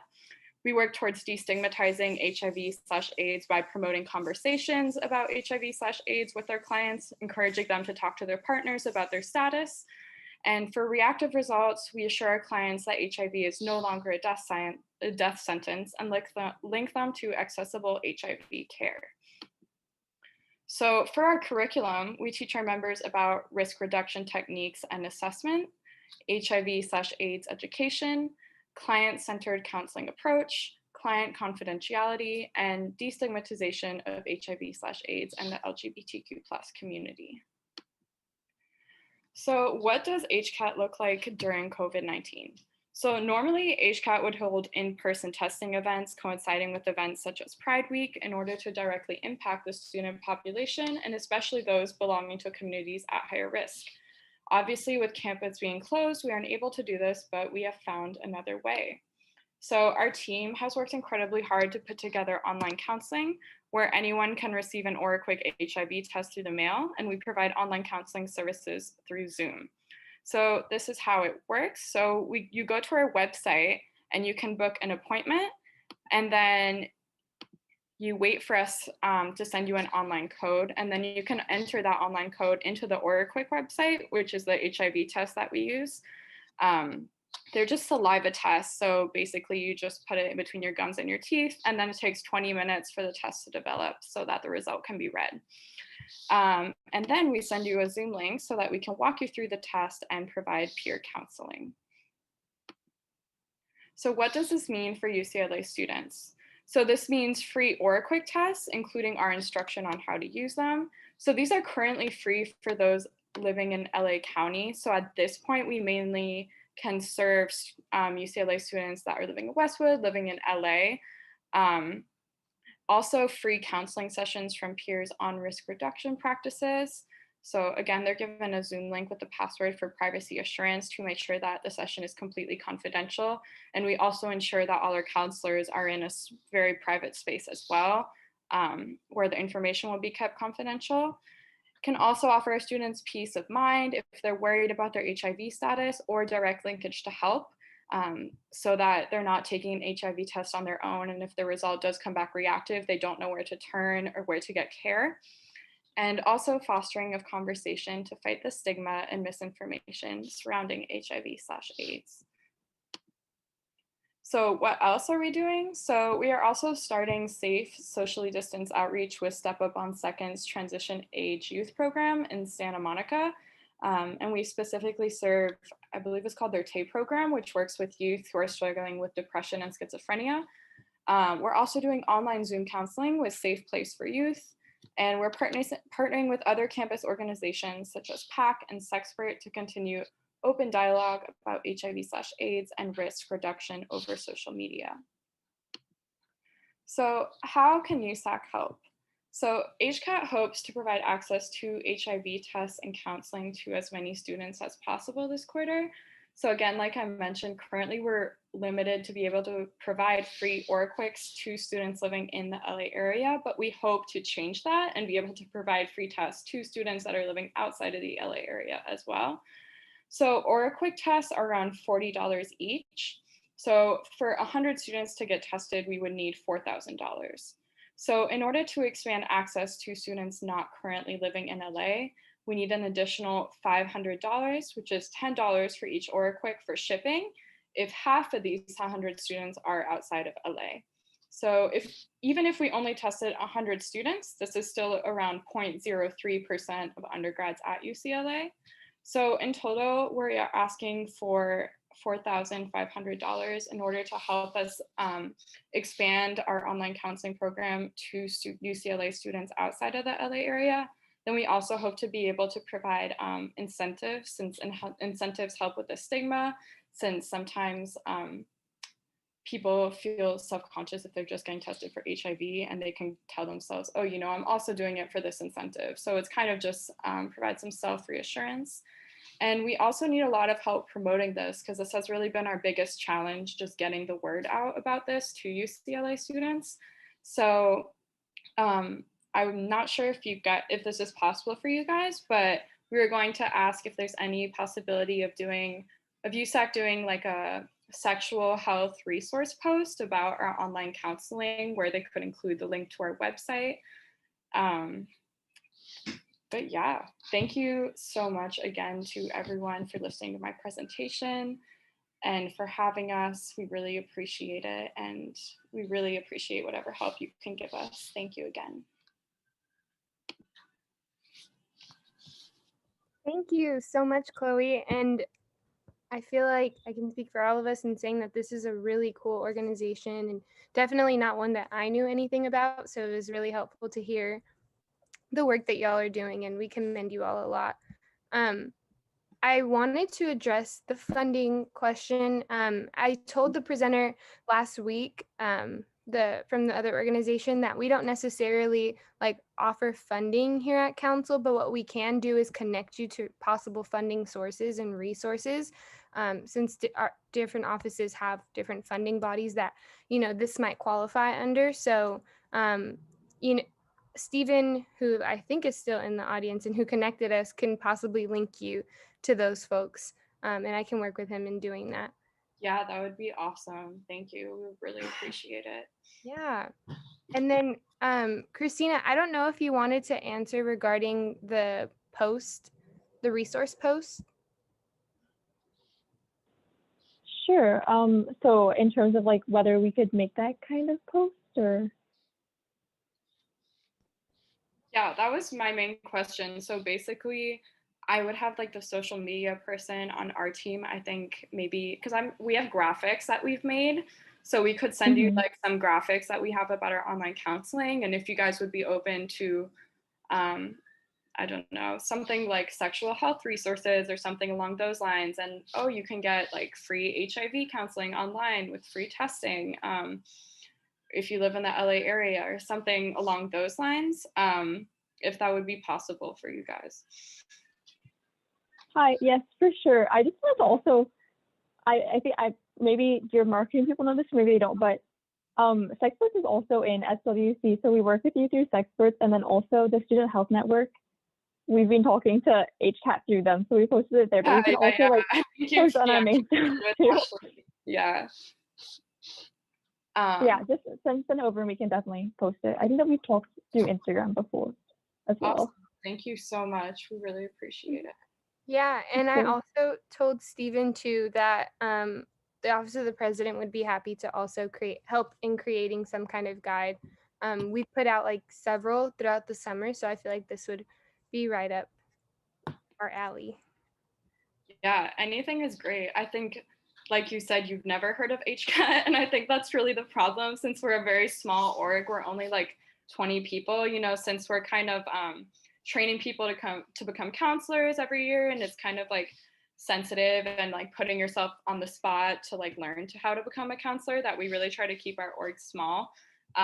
So I think that's a big reason why a lot of people don't know about it. So anything to get the word out would be super helpful to us. For sure. Thank you so much, Chloe. Does anyone have any last minute questions for Chloe? Okay. Awesome. Well, feel free to stick around and join in council and feel free to listen to what's going on. But yeah, thank you so much for that presentation. Yeah, no, thank you. Thank you. Awesome. Okay, moving on to our next item, we have appointments. So we have 2 appointments for tonight. One is we have the appointment for the finance director to the elections board. So Alfred, are you here? I'm gonna add him back right now. Oh, okay. Sorry, I demoted him earlier. And I will also add the. Yes, I'm here now. Do you need to also like upgrade them to panelists too, or do you want me to? Yes. I just did. Okay, sounds good. Can you upgrade the other person too? Yes, ma'am. Okay, I'm finally able to turn on my camera.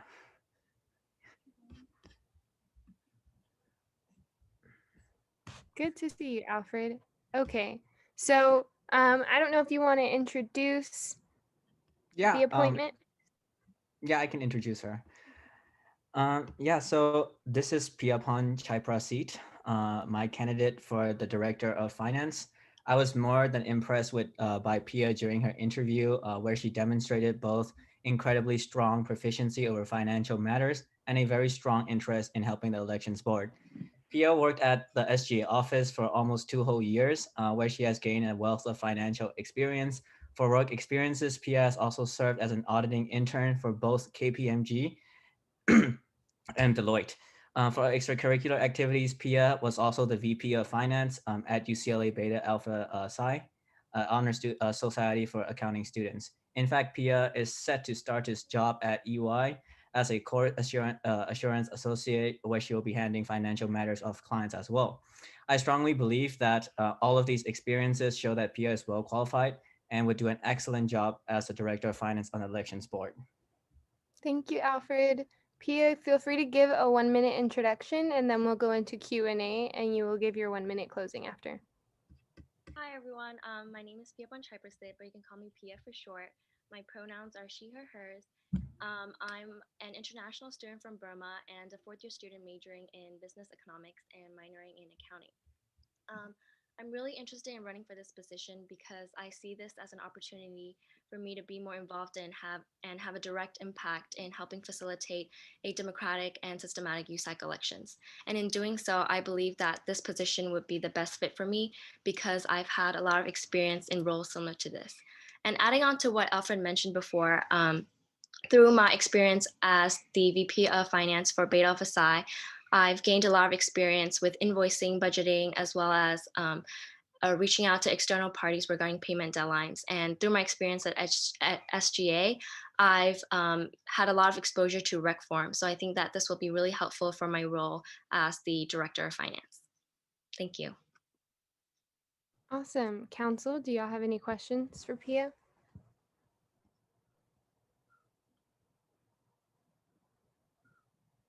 I have a question. Yeah. What do you think about the current campaign like cap for candidates?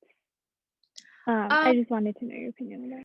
I feel like regarding this year, because this is also like an adjustment period for all of us, I feel like we for sure have to discuss about whether we need to change the cap or take into account all these variabilities that will come our way during the year, because I feel like there will be a lot of unforeseen expenses or maybe account for different expenses that we will have to incur throughout the year. So I feel like probably have to get some opinions from the previous candidates and talk to the chair about maybe going over the expense limits and stuff like that. Thank you. Okay, so we'll go Zuleika, Sachi, and Aiden, and out of respect for everyone's time, that will be the only 3 questions. Go ahead, Zuleika. Thank you. I kind of want to follow up on what Emily's question was. I wanted to get your input and what you believe based on the cap. Do you believe that that the cap shows possibly like some inequities between students who want to run for office? For example, if a student doesn't have the necessary finances, should that cap really set them behind for running for office? Are you saying like whether whether we should account for students who are more like affected by the cap and stuff like that? Yeah, for example, if one student just happens to have more connections to people who can donate as opposed to another student who doesn't have those type of resources. I feel like when setting the cap and stuff like that, we should really account for to be as equitable as we can be, and in order to make sure that the cap already makes sure that the candidate can go through with its campaign like in the minimal sense, and like beyond that. So I feel like it shouldn't be a problem per se. And if they do have issues with that, we can always bring that up to question and discuss and come up with a plan in an individual basis. Thank you. Yeah. Awesome. Sachi? Hi. I have a question regarding like eBoard's finances, not candidates' finances. So, online accessibility will be extremely important in this campaign, considering that it just will be online, most likely. Yeah.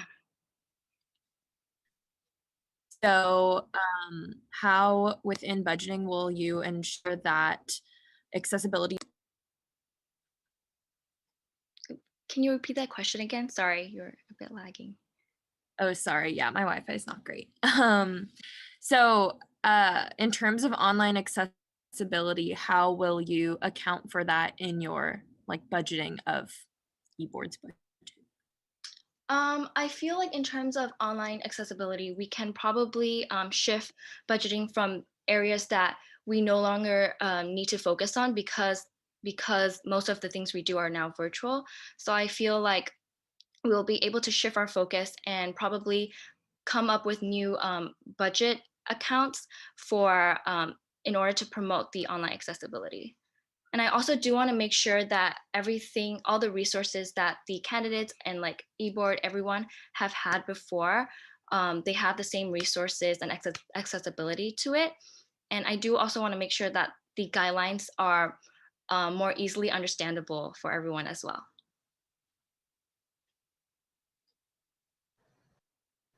Aiden? Yeah, thank you so much. I guess this is more of like a broader, I guess, like strategy or philosophical question. But, I know that, as you can probably tell, folks in USAC for a long time have kind of expressed concern with the trend that we're seeing on campus and nationally, where like people that are of, a greater privilege and have access to resources are the ones that are able to, mount expensive campaigns, and those aren't, and those who don't have access to those resources aren't able to. And I know kind of the strategy of election board in years past has been, and USAC to be fair as well, has been focusing more on the expenditure side, placing kind of expenditure limits on how much candidates can spend in a given cycle. I'm wondering if there are thoughts of exploring kind of the other side of the equation, which is, I guess, the fundraising or the contribution side of the equation. If there are thoughts of thinking about limits on to what extent a candidate can self-fund, or limits on the amount of individual fundraising. I know that's been kind of a strategy that's been used at other schools and nationally, but we haven't explored that at USAC, and just wanted to hear your thoughts on it. Yeah, I would be really open to exploring this side of funding and stuff like that. And I feel like because at the end of the day, we all do want like a very equitable USAC election and stuff like that. So I feel like whatever helps the candidates in achieving that, I would be open in exploring. Okay, thank you. Yeah, you're welcome. Awesome. Promise, did that answer the question? Well, I guess I just wanted to ask to hear a little bit more about like what your views on like having a cap for spending for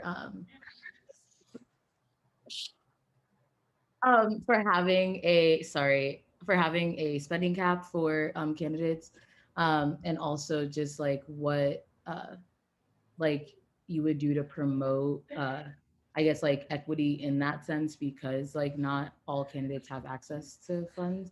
I'm not sure if this was already asked because my sound is cutting out a bit, but Oh, as in like how will I make sure that everyone is adhering to the spending cap, or I guess just like thoughts on the spending cap at what it is currently, and if you foresee making any changes, why or why not, and also like how you plan to make sure that it is equitable. Okay. I feel like the spending cap was like enforced in the first place in order to ensure that all the candidates have the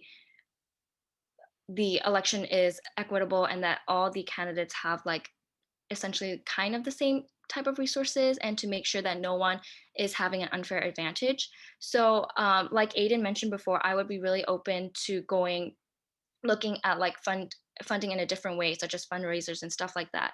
So I definitely will go into discussion with like take a lot of people's opinions into account and come up with possibly a new budget or a new way in order to ensure that everything is equitable both on the candidate side and on the e-board side.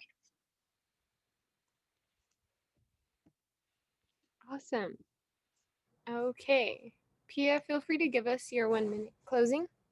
Okay. I just want to say thank you everyone for taking the time to listen to me and taking me into consideration.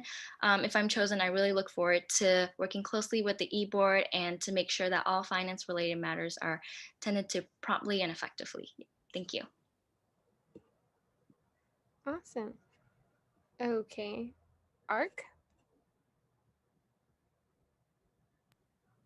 Hi, ARC voted 3 to 0 to 0 to give a positive recommendation for Pia Pon. We thought that her background in finance and her familiarity with these kinds of subjects and issues would serve her well in the position. Awesome. Anyone else from ARC? Or any council members at large?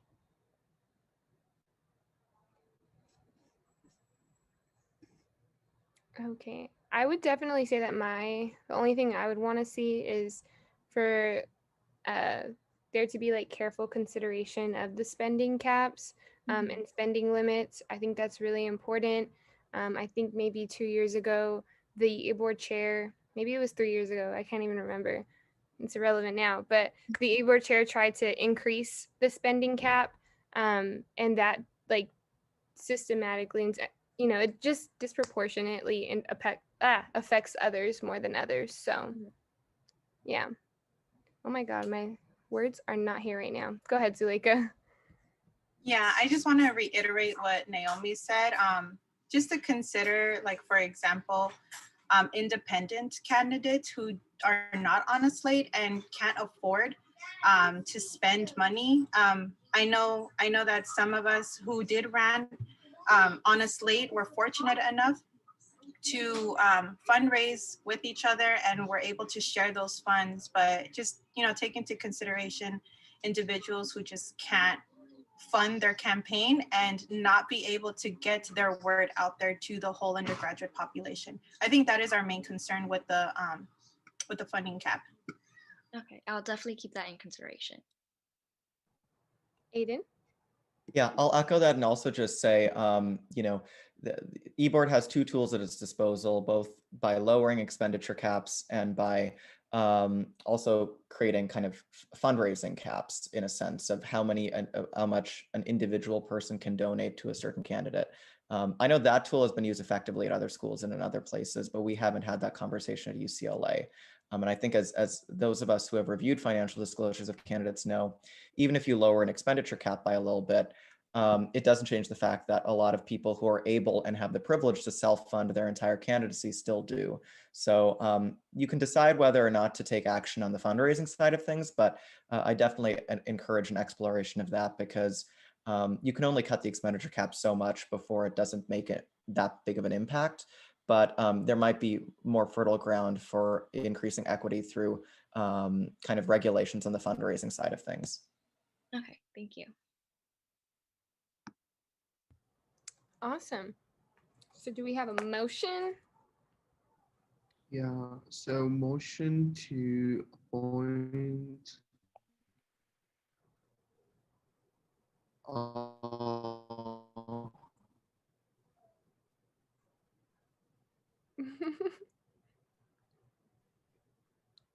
Barker, I think you're cutting out.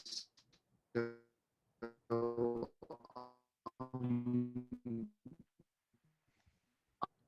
I'm sorry if I mispronounced your name. happen.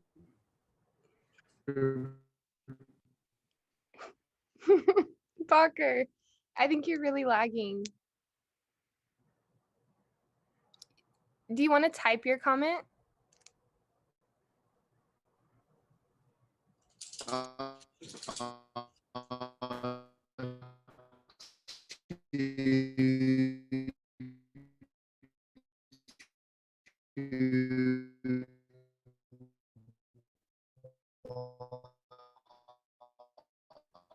Okay, Barker. Barker motions. All right. I'm so confused. As the final oh, okay. Yeah, so motion to appoint happen to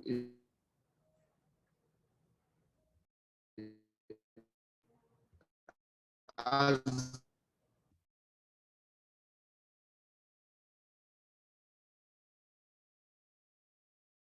Okay, Barker motions, and I think Sachi seconded. Yes, I second. Okay. IVP? Yes. Okay, EVP? Yes. Gen 1? Yes. Gen 2? Yes. Gen 3? Yes. AAC? Yes. CC? Yes. CAC? Yes. CSC? Yes. FAC?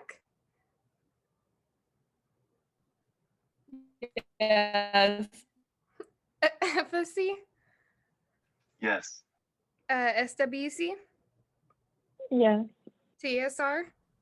Yes. ISR? yes.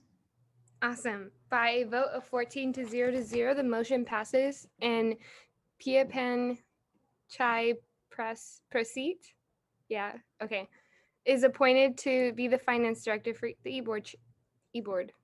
Congratulations. Thank you, everyone. Awesome. Okay, moving on to our next person. We have Ira to be the investigations director. Alfred, I'll let you introduce them. Yes, I'm gonna introduce her. Thanks, Bakor, for motioning. Really appreciate that. Yeah, so this is Ira Patak, my candidate for the director of investigations. I was incredibly moved by Ira's zeal and passion during her interviews, where she demonstrated mastery over the election code, over investigative matters, while also showing a very high interest and commitment to the elections board. Iros was on the elections board last year as an external relations staffer, but she played a huge role in helping the investigations committee when we were very overwhelmed from a record number of complaints. She stepped in. She was very eager to learn about investigations, even though it wasn't her job at all, and helped out to make sure and ensure the orderly procession of complaints. Apart from her extensive involvement with the elections board last year, Ira was also a writing tutor at the UCLA Writing Center and also a policy research intern at think tank and society programs. I chose Ira for both her bright energy and competence, and I'm confident that she will do a great job as a director of investigations on the elections board. Ira, feel free to introduce yourself. Hi, my name is Ira Fatek. I'm a third-year political science and international development studies double major. As Alfred said, I'm a current policy research intern for the Think Tanks and Civil Societies program, and I'm a peer learning facilitator for the Undergraduate Writing Center. I was on elections board last year as part of the External Relations Committee, but like you said, I did some work for investigations and for the website and some other committees as well. I honestly found that I was really invested in it. I love being part of the process, and like the entire summer, I was looking forward to applying for Director of Investigations this year. I'm a bit of a perfectionist, so like my role as an intern at the internship that I'm at right now, I'm often really involved with details and have to be very like research oriented, which I think has given me a very high standard for myself and would translate well to a role that primarily involves like investigating and creating a full context of a situation. also like the whole foundation of eBoard, which is upholding integrity and ensuring like free and fair elections, is really integral to like what my own values are. I hope I can answer any questions you have to the best of my ability. Thank you guys so much. Thank you, Ira. So do any council members have questions? We can do up to, we'll do 5 this time. Okay, Aiden? Yeah, 2 questions, sorry. First one is, I know that kind of a long-standing, prior to last year, I think, philosophy of kind of e-board investigations was like, if somebody comes to us and files a complaint or a notice of, or, I don't know the correct terminology, but like submits a form, you will investigate. That was one philosophy. Only if people that submit a form, you will investigate. And then another philosophy is that in addition to if we see something ourselves, we will proactively investigate. Kind of where do you stand on that? And what will be your philosophy for kind of looking at different alleged violations during campaign season? Well, obviously, I think it's very important to make sure that every complaint that is brought to us is fully investigated and we find out both sides of the situation and we build a complete context of the situation. Because like obviously if a violation has occurred, it's important to sanction that person and make sure that they're following E-code, because E-code is there to make sure that it's equitable for everybody. It's a free and fair situation. Obviously for us, like if we do see something, because that is our standard, is we want to make sure that it's equitable for everyone. We do make the final decision on whether that violation has occurred. Like we will investigate if we see it, because it's not just someone else's responsibility, it's also ours to make sure that people are held to a certain standard. Okay, that's good to hear. And then I guess my other question is similar in that vein. Like since you'll be kind of enforcing the election code throughout the election season when it begins, I mean, the election board chair and USAC always go through kind of a review of the election code in the fall prior to the election happening.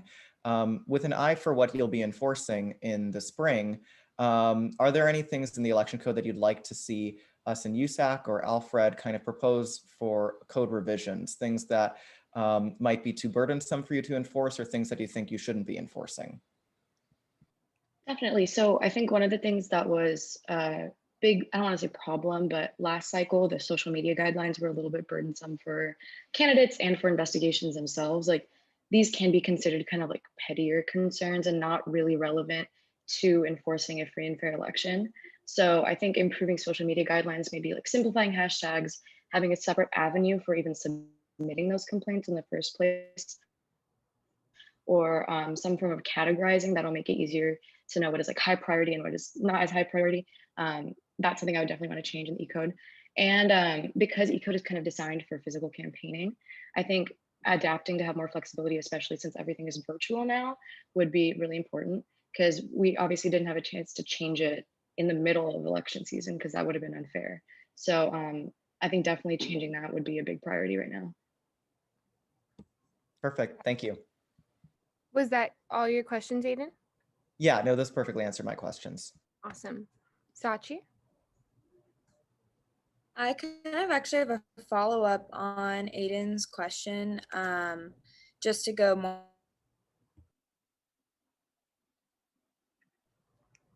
Sachi, you're cutting out a little bit. Look, last year during election.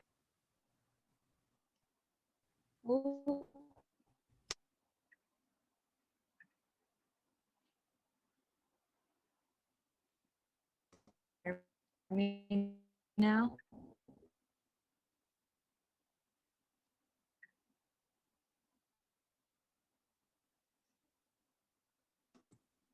Can you hear me?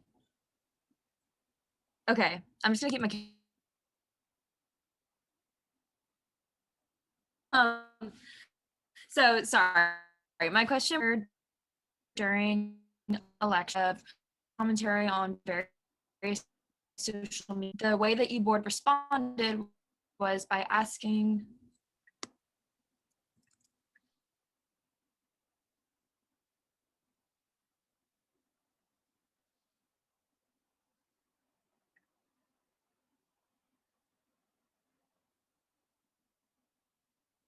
Oh, I see the question. Yeah, so I know on like Reddit and some third-party platforms, there was a lot of like racist attacks and some things that are better left unsaid. Um, Obviously, it is a bit of a challenge moderating those kind of situations because a lot of the time it's like anonymous users. And it's hard to moderate what they say because they can always come back as someone else. I think definitely from the get-go, putting out on social media and putting out and whenever we put out the instructions or the guidelines for these events, it's we have to make clear that like we're not gonna stand for any racist attacks. We will like kick people out if they do engage in that kind of behavior, and just like kind of proactively ensuring that that doesn't happen. Obviously, it's really difficult, but I think that is definitely another high priority we have, especially since everything is online and it's so much easier to say these things without having your face attached to it. So yeah, I think that's definitely something we will like develop more. Yeah. Awesome. Any more questions? Okay. If not, then feel free to give your 1 minute closing. Yeah, so I just kind of wanted to reiterate that like thank you everyone here for like taking this time out to listen to me and ask me questions. Again, like I'm really, really invested in and passionate about upholding the sanctity and integrity of this process. I've been in elections board for a year and I really put my 100% into it, and I would do it again now. For the cycle, again, like I'm really focused on increasing the flexibility of the E-code with regard to the fully virtual format, you know, like streamlining our social media guidelines to reduce the burden on like candidates, supporters, and the investigations committee as a whole. And like, just like every year, increasing turnout and participation in this democratic process. Thank you so much. Yay. ARC? Hello, we voted 3-0 to give a positive recommendation for Ira. We felt that she was very, very capable, and with her prior experience on the board, as well as her new ideas that she's bringing into the position, we're really confident that she'll serve well in the position. Great. Anyone else? Have any thoughts? Sorry, I want to reiterate what Emily said. Ira, I think I really, really liked your plans for this year, and I can't wait to see like what you will implement. And like Emily said, we feel like you're very capable for this position, and we can't wait to see what you do this year. Anyone else? If not, a motion? Okay. I motion to appoint Eric as the investigation director to the e-board. I second. Okay, Bacher motions, Emily seconds, and somebody had muted me, but it's fine. IVP? Yes. EVP? Yes. Gen Rep 1? Yes. Gen Rep 2? Gen Rep 2?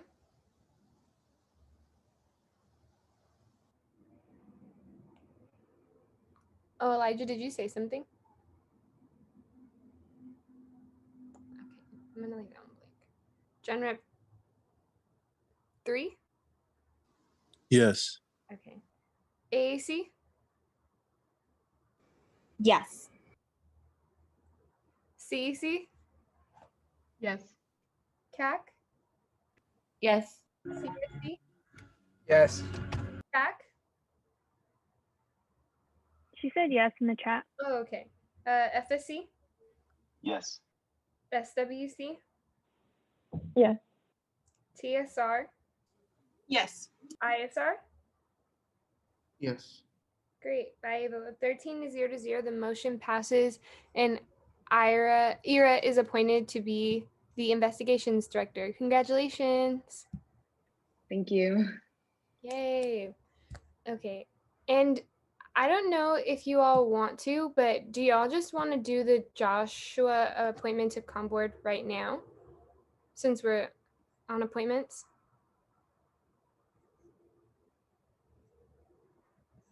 I see like, okay, thumbs up. I just wish we had a thumbs up right now, but it's fine. Yeah, so if you want, Emily, you can upgrade him to a panelist. And I guess just for folks who weren't here last week, we were doing the com board appointment, and there were, I would say, concerns that were raised regarding Joshua's appointment. So we, as you all know, requested that com board come in and kind of give a presentation as to what com board is and what they do. And now we are going to vote. Right, Dr. Geller, can we just go right into voting? Yes, you completed the interview last week. You just tabled the vote. So where you're at is picking it up with the vote. Okay. All right. So I wouldn't be able to give an opening statement again. That ability has been taken. Dr. Geller, if it's okay, is he able to speak at all?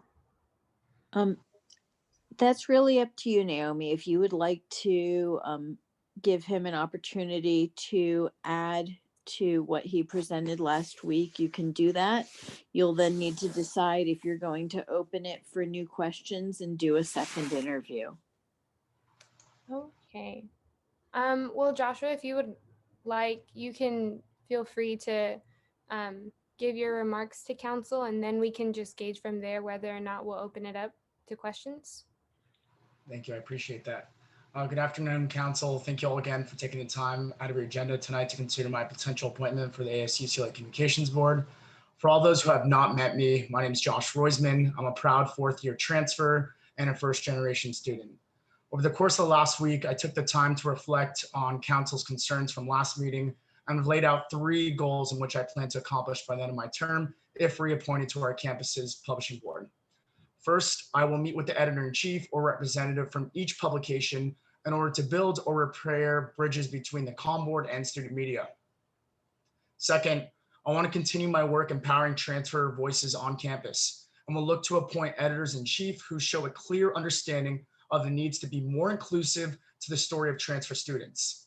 And lastly, I want to pass an amendment that requires the com board to allocate funds for each publication to advertise their hiring process, thus ensuring a stronger future of all publications.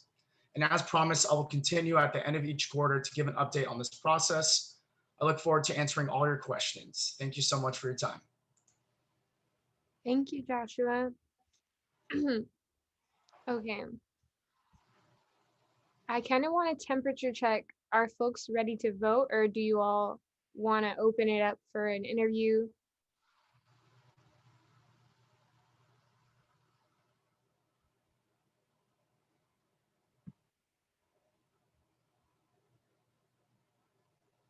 I wish I had a thumbs up right now. Maybe some facial, like, motions.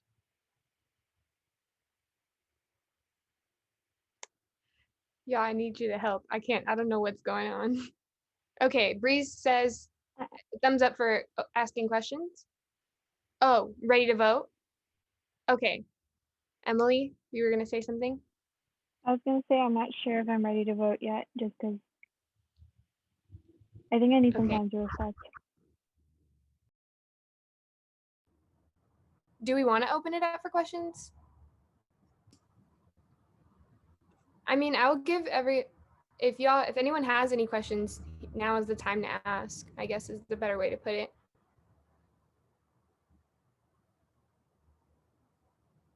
Okay. Oh, I'll ask a question. Okay. I guess I thank you so much, Josh, for being here again, actually with us for a second Tuesday in a row. But yeah, last week, a thing that kept coming up was like kind of just like what like tangible steps are you planning and or hoping to take in the like this coming year to like expand like not only like necessarily diversity but just like expand who has access to comms board and like just the issues there. So I guess like if you could answer that, I feel like that would probably help folks be able to vote. Yeah, I appreciate that question. I think Nathan talked about that as well, where I think throughout our meetings, we're going to make it more accessible. And I I would be open to, establishing a more advertising method where students will know that these meetings are happening and these Zoom links are open to all students. Either that takes publishing it through the Daily Bruin or any other student magazines that students have access to these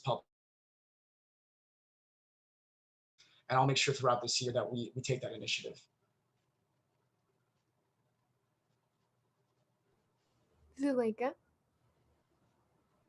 Hi, Joshua. Thank you again for joining us tonight. And I really do appreciate that you came in with an action plan, because that was going to be one of my asks was what are your plans for this year? And so I really appreciate you coming in and taking initiative on like bringing that to our attention. I guess like one of my concerns is just the follow through. I know that you said that you were going to follow up with us every quarter.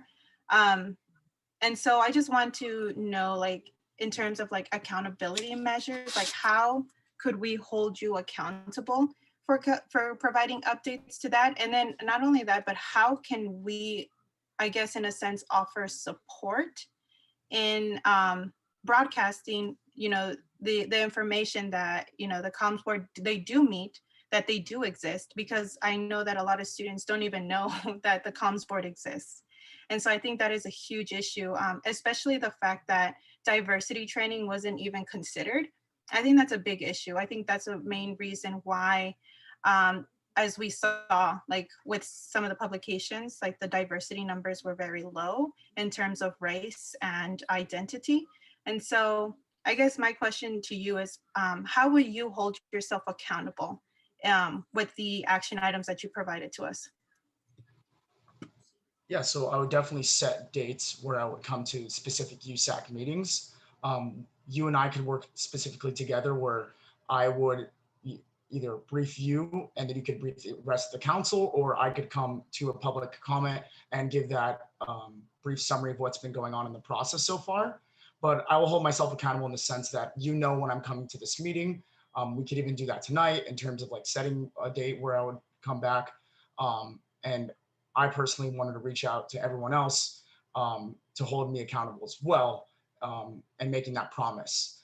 And in terms of holding myself accountable, if I do become elected, I'll make sure the rest of the council knows that these initiatives are going on, and I'll take a report from them to bring to all of you of what's going on throughout the ASUCLA board meetings. Thank you for that, Joshua. Okay. I don't have a vote, but I did want to say that if I was voting, I would feel at least a little bit more confident this time around, knowing that Joshua has a plan and knowing that we now know what the responsibilities of Comm Board is, and we can like hold him accountable to that plan.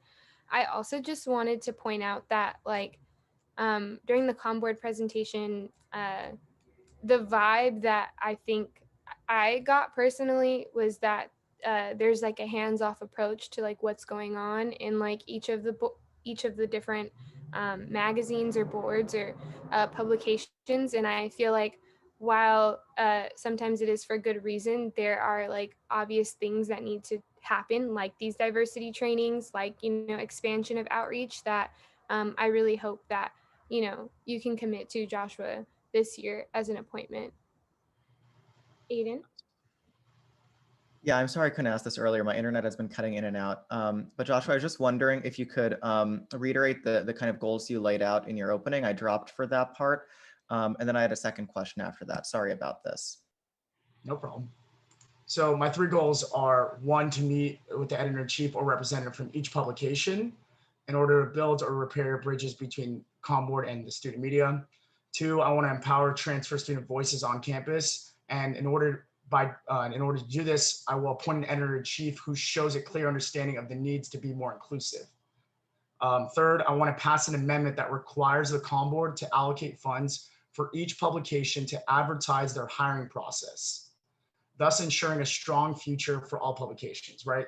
Nathan spoke about earlier, there's a big need for an actual staff and a future of editor-in-chiefs to keep these publications going.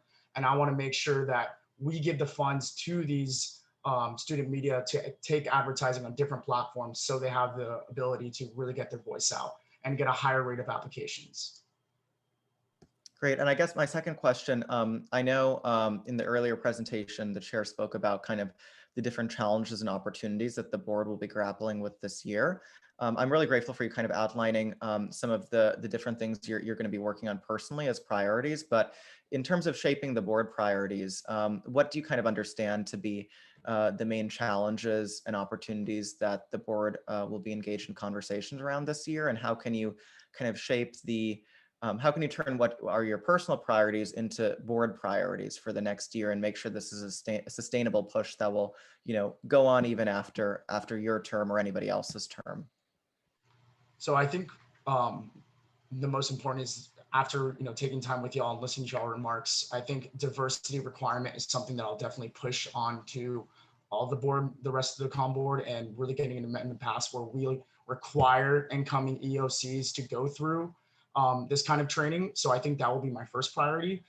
Second priority is one I've already outlined, is making sure that there's a future in these publications and that this there's an incentive to do it, right? So we're not just talking about doing it, but we're setting allocation funds so there's more visibility of this process. Those are my top two, and then also empowering transfer voices. So when it comes to the actual EOC interviewing process, I'll make sure to ask specific questions of how they've done it before and make sure that they know throughout this process that if they want to be in this position, they have to have a transfer voice be a part of their magazine. Okay, thank you. Awesome. Okay. I'm getting the sense that we are ready to vote. So a motion, anyone?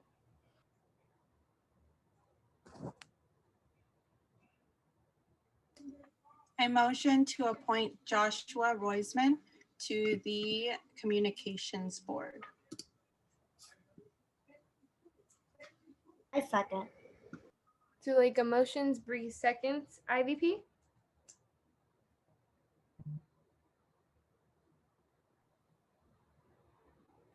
Yes. EVP? No. Gen Rep 1? Yes. Gen Rep 2? Yes. Gen Rep 3? No. AAC? Yes. CEC? Yes. CAC? No. CSC? Yes. FAC? Yes. FSC? Yes. SWC? Yeah. TSR? Yes. ISR? Yes. Okay, by a vote,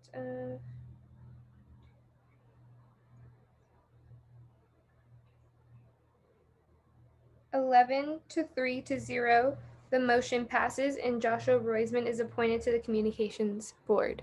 Congratulations, Joshua. Awesome. Okay, moving on to officer reports. I actually just first wanted to take the time to say thank you all for engaging in that process. I know it was long, but these are necessary conversations that we all should be having. So thank y'all for engaging in that. Moving on to my officer report. Last week we were able to meet with the Academic Senate.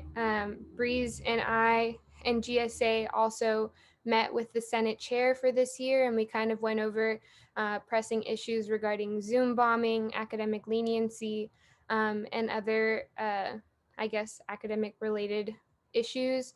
We also brought up the concerns regarding the elections and how that will affect students. And we are, I guess, rest assured that the Academic Senate is thinking about all of these things and thinking about how to approach it while not infringing on academic freedom. So those were good conversations.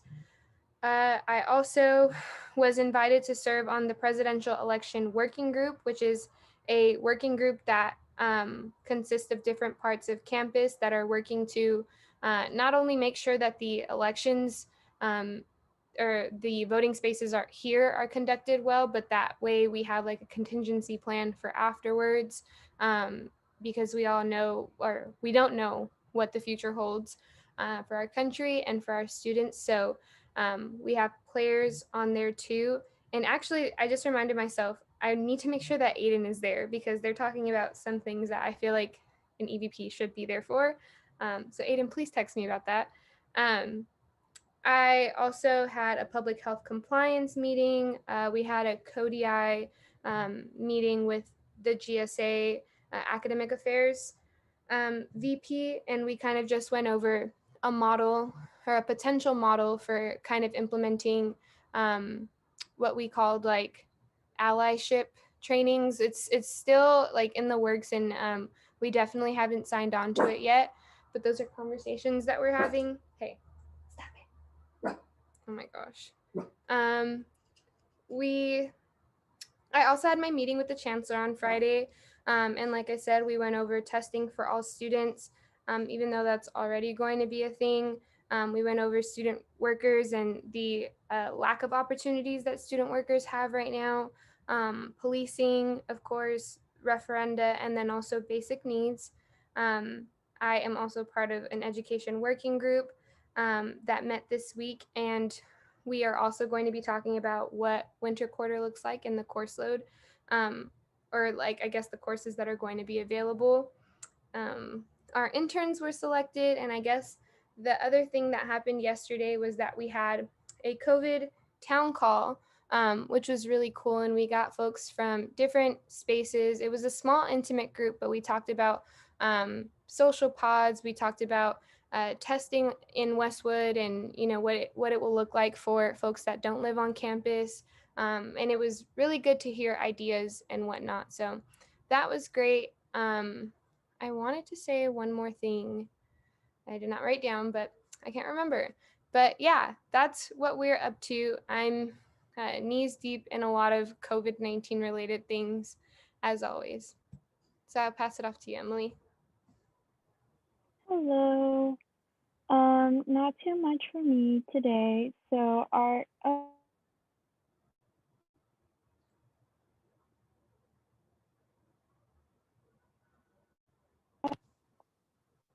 Hello.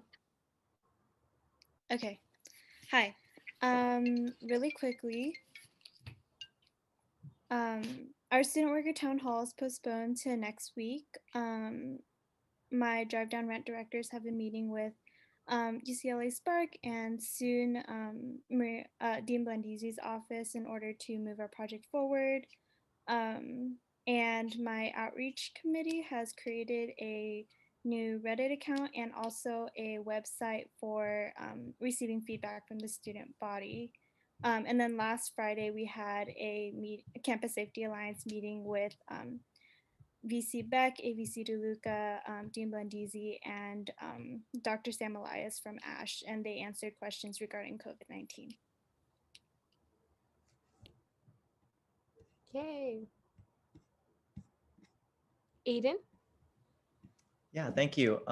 So I attached my officer report, but I'll just cover the highlights. Last Friday, I met with President Drake for my monthly one-on-one. We covered subjects relating to the UC admissions audit, which did affect UCLA, but not to the degree of UC Berkeley, for example. System-wide funding for the UC Student Association, defunding UCPD, protecting a UC budget that supports marginalized students, and then kind of this post-election period discussion that Naomi's engaged in as well. Main highlights of this week, the EVP office is co-leading with the mother organizations, the Bruins for Prop 16 Week of Action.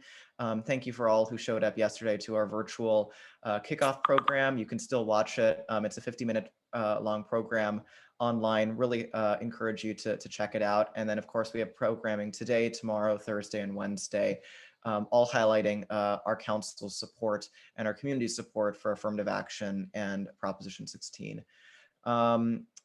Also, our EVP office is convened with the AAC's office, SWC's office, IVP's and President's office, a post-election response USAC task force, thinking through some of the different contingencies and areas for concern for the student body in a period after November 3rd that might be tumultuous or of grave concern to our campus and our country, with a specific focus on election day safety and security, protections for students protesting and exercising their ability to be civically engaged, academic flexibility and leniency, mental health and well-being, and then campus communications and messaging. Our other advocacy teams are getting ready for kind of our winter advocacy push, but really the main things going on up until now in the election, our final push for Bruin's vote on Monday is the registration deadline for California. So if you haven't registered or re-registered with a new address, if you have the eligibility to vote, be sure to do that before Monday. And we'll be having a lot more things coming in the weeks leading up to November 3rd. But yeah, thank you. AAC? Hi everyone. So a few things going on with us. As y'all know, it was a very, very busy week for AAC in terms of like everything that's been going on with the Zoom bombings and whatnot. So aside from like academic senate meetings, it was just like a lot of back and forth I had with administration, kind of bridging the gap. We were happy with like, I guess the response that was sent out to students on Friday. I don't know if y'all got the opportunity to saw it, but really trying to make sure and like hold them accountable to like what we can do moving forward in terms of like their response. Let me see what else. We finished up our books for Bruins and sent in the rec forms. So that should be starting soon, hopefully at some point next week. And our Spark campaign is actually going to be launching next week. So we've just been kind of like finalizing a lot of like the material that we're going to be using and like incentives and prizes so that like students within AAC can like kind of compete to like collect the most money. And finally, we're going to be starting a podcast series for education equity. So I'm really excited because we have a lot of creatives in the office this year. So excited to see what they do with that. And finally, we're going to be having a healing space Wednesday, November 4th from 6 to 8 p.m. And it's kind of like a healing space for the elections. I'll be reaching out to like a few of you to collaborate on that. And yeah, that's all on my end. Thank you. Thank you, Breeze. Okay. Jessica? No updates from me. Thanks. Cool.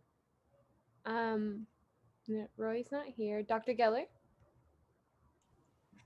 Naomi, Dr. Geller logged off. I'm so sorry, I forgot. Go ahead, Josh. No updates from me either. Cool. Fernando?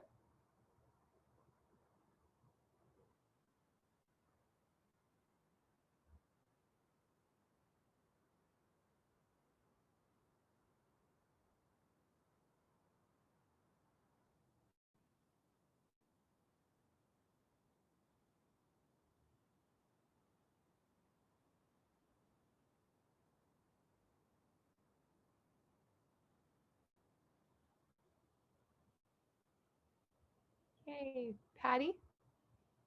Hello, everyone. No updates for me tonight. Awesome. Okay, so we did. Oh, and then we have Gen Rep 1. Hello, I'd just like to tell everyone that I'm still working on the matter of the contact tracing from last week, and currently right now I'm working on a resolution for privacy protecting digital contact tracing, which I not submitted for this meeting in the interest of time and also to give people an opportunity to comment on it. I can post the link to it in the chat or in the group meeting so people can take a look at it. Which would they prefer? Thank you so much, John. Now we have, Sachi, did you want to give your officer report or were you just linking it? I just linked it, but I will take this one opportunity to tell everyone to repost the business discount program. That's it. Christina, would you like to do the same?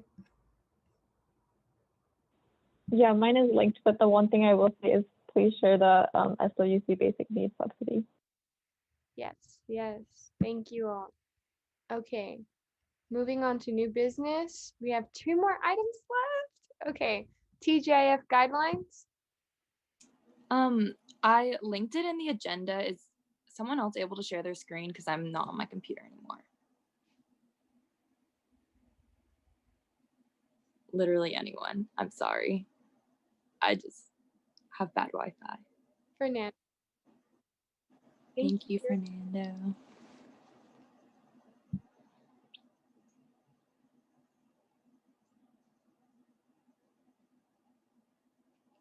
Cool. So, really short. Basically, if you look at the like strike through text, the mission statement of TGIF was really specific. It specifically said TGIF will produce much needed funding for projects that reduce UCLA's negative impact on the environment.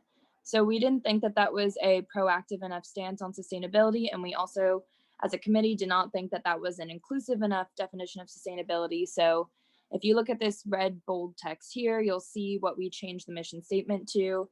This mission statement is in alignment with the UCLA Office of Sustainability, and that language from the Office of Sustainability is approved by the Chancellor. So we kind of just brought TGIF in alignment with UCLA's larger goals in sustainability, while also ensuring that our definition of sustainability was a lot more inclusive. So you'll see environmental health, social equity, economic vitality in order to create a thriving, healthy, diverse, and resilient community for this generation and generations to come.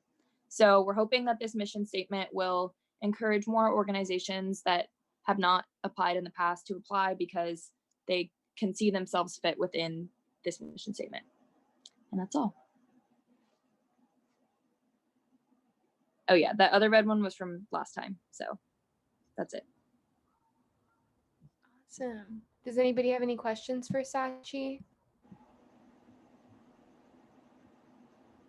Okay. Is there any opposition to these guidelines? Great. Seeing if there's no opposition, then the TGIF guidelines are approved. Thank you, Sachi. Thanks. Okay. And then moving on to our last item, we have a resolution for solidarity with contract faculty. Justin, take it away. Hello, hello. Am I able to share my screen? Yes, okay. Let me first pull it up.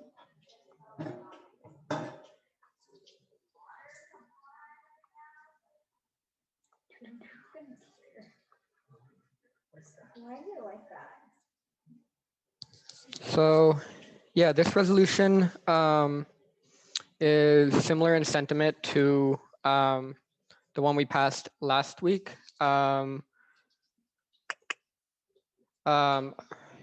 support of AFSCME workers and against layoffs by the UC.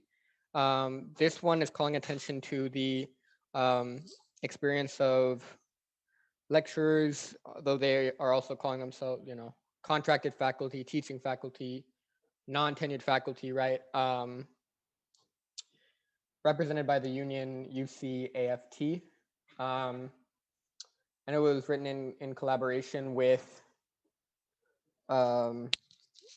one rep from the union, as well as is he the president of the union? I'm confused now, but lecturers in their own right. And again, I guess the purpose of it is to be kind of, again, using I think I articulated this in the last week's meeting, but using resolutions for what they're good at, which is generating, being a very public declaration of something, and then them being used in conjunction with and connecting to the struggle of lecturers right now, right? So if I could go through it, we touch on the fact that UCFT Contract faculty teach more than 30% of undergraduate credit hours in the UC system. The number is similar at UCLA and are essential. I don't think that's even a controversial statement, are essential to the UC's teaching mission. Yet experience low pay, high turnover, which is a huge problem for this line of work. And the working conditions are far, far inferior to those of tenure-line colleagues. So I guess moving on, I especially want to call attention again to what I said earlier about high turnover being the kind of main characteristic of the job, which it shouldn't be. Essentially, lecturers have become gig workers, and the UC and a lot of universities are completely complicit in that kind of transformation with a lack of job security. Contracts as short as 1 quarter for sometimes for the UC, right? And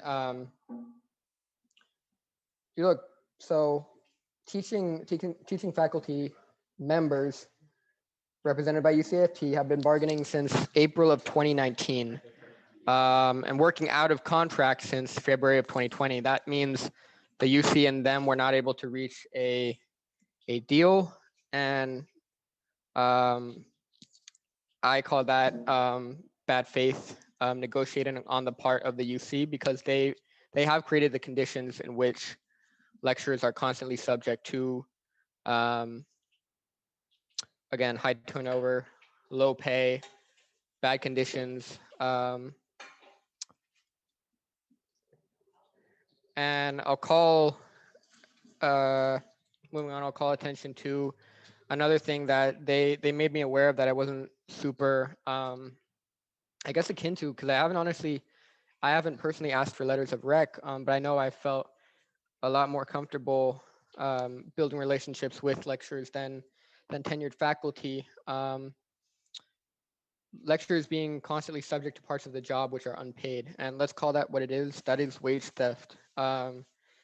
And writing letters of recommendation, holding additional office hours, mentoring and advising students, all of that, isn't in the job description. And the UC has said to their face, well, if it's not in the job description, we're not going to pay you for it, despite, all these letters of rec, all these relationships, and the real benefit they provide to so many students, that is, again, missed with solely tenured faculty. A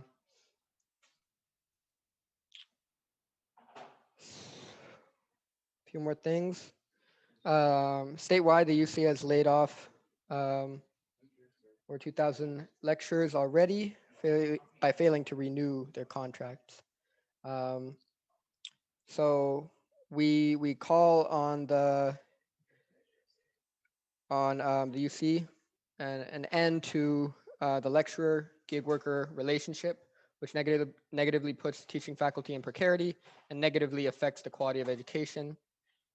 Resolve that the USAC calls on the UC administration to prioritize the teaching mission of the university by ensuring a stable teaching faculty, protecting teaching faculty from layoffs, and extending greater job security to early career lecturers. The USAC calls on UC to provide flu shots for contract faculty if it is a requirement for employment. And finally, the USAC calls on UCOP to settle its contract with UCAFT and treat all members of its teaching faculty with dignity and respect. And I hope us passing this resolution can be a sign of solidarity between undergraduates and start to be the beginning of efforts that UCAFT has begun themselves in kind of building a relationship beyond the classroom in kind of, I guess you could call it, mutual struggle, right? In our conditions and the unique ways the university as a whole is kind of creating certain conditions. So that's my little ramble. let me know if anyone has any questions. I want to thank also, I want to thank Carolyn and Daniel for helping me write the resolution, Emily for doing, a lot of proofreading and checking as always, and Emily, Sachi, and Zuleika for signing on as co-sponsors to it. So yeah, let me know if you have any questions. No questions, but I did want to say that, I am a co-sponsor of this resolution and I strongly support it. I have gone to a couple of the open bargaining sessions that UCAFT has had with UCOP, and I think that, failure to bargain in good faith is exemplified by those bargaining sessions. I was really shocked and disheartened sitting in there and listening to them ask for things, as simple as job stability and being shot down. And I also wanted to say that, like, throughout my college experience, like, y'all know, like, it's really hard out here, and lectures have been the professors that have supported me and nurtured my growth throughout my time here. Like Justin said, like, a lot of students are more willing and more comfortable to ask for letters of rec and things like that, going to office hours, all of these unpaid things from lecturers, right? And I also wanted to say that UCAFT held a little like listening session with a couple council members to like ask for our suggestions on how to be accommodating to students during these hard times. And I haven't had that kind of experience with like wanting to listen to our concerns and adjust their teaching methods and things like that from any other professor that I've had here. So yeah, strong support for this resolution. I also want to echo what Emily and Justin said, and just reiterate how important lectures are to every student's life and like literally every student. You can take that from a data perspective or you can take that from a personal perspective. But I think that as Justin says with resolutions, it's almost like this is the least we can do. And so I hope that I know that Justin, Emily, you all have been leading us, but I hope that all of us as council can kind of come and support beyond the resolution as well. I just want to hop in and say that I think that that's really important. Emily invited me to one of their bargaining sessions and there are no students there, but when they hear that there are students there, they act different. Especially when I had said I was the USAC president for UCLA, they were really intrigued. So I think having like more students in the room is really important. I think they have a bargaining, I think they had one today, didn't they? I believe it was either today. I think it actually might be tomorrow morning. And if so, I will likely be posting it on my socials tonight. Okay. Yeah, but I agree. I strongly support this resolution as well. I just want to hop in too and just agree with everyone. And honestly, like the majority of the support that I have received in terms of like academic support and resources are from lecturers. And they honestly, like, they don't have to do the things that they do for us. And I just appreciate them so much. And so Justin, thank you. Justin and Emily, thank you so much for this resolution. And I am in strong support of doing what we can to help them.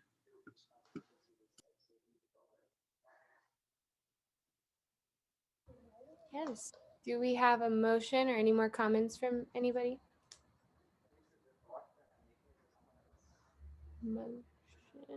Motion. I motion to approve the resolution for solidarity with contract faculty, teaching faculty, and lecturers. A second. Awesome. Breeze motions, IVP, Emily seconds. IVP? Yes. EVP? Yes. Gen Rep 1? Yes. Gen Rep 2? Yes. Gen Rep 3? Yes. AAC? Yes. CEC? Yes. CAC? Yes. CSC? Yes. FAC? Yes. FSC? Yes. SWC? Yeah. TSR, Yes. ISR. Yes. Yay, by a vote of 14-0, the motion passes, and a resolution for solidarity with contract faculty, teaching faculty, and lecturers is passed. Thank you all so much. Thank you all. Yay. And with that, we are ending council tonight at 10:03 p.m. The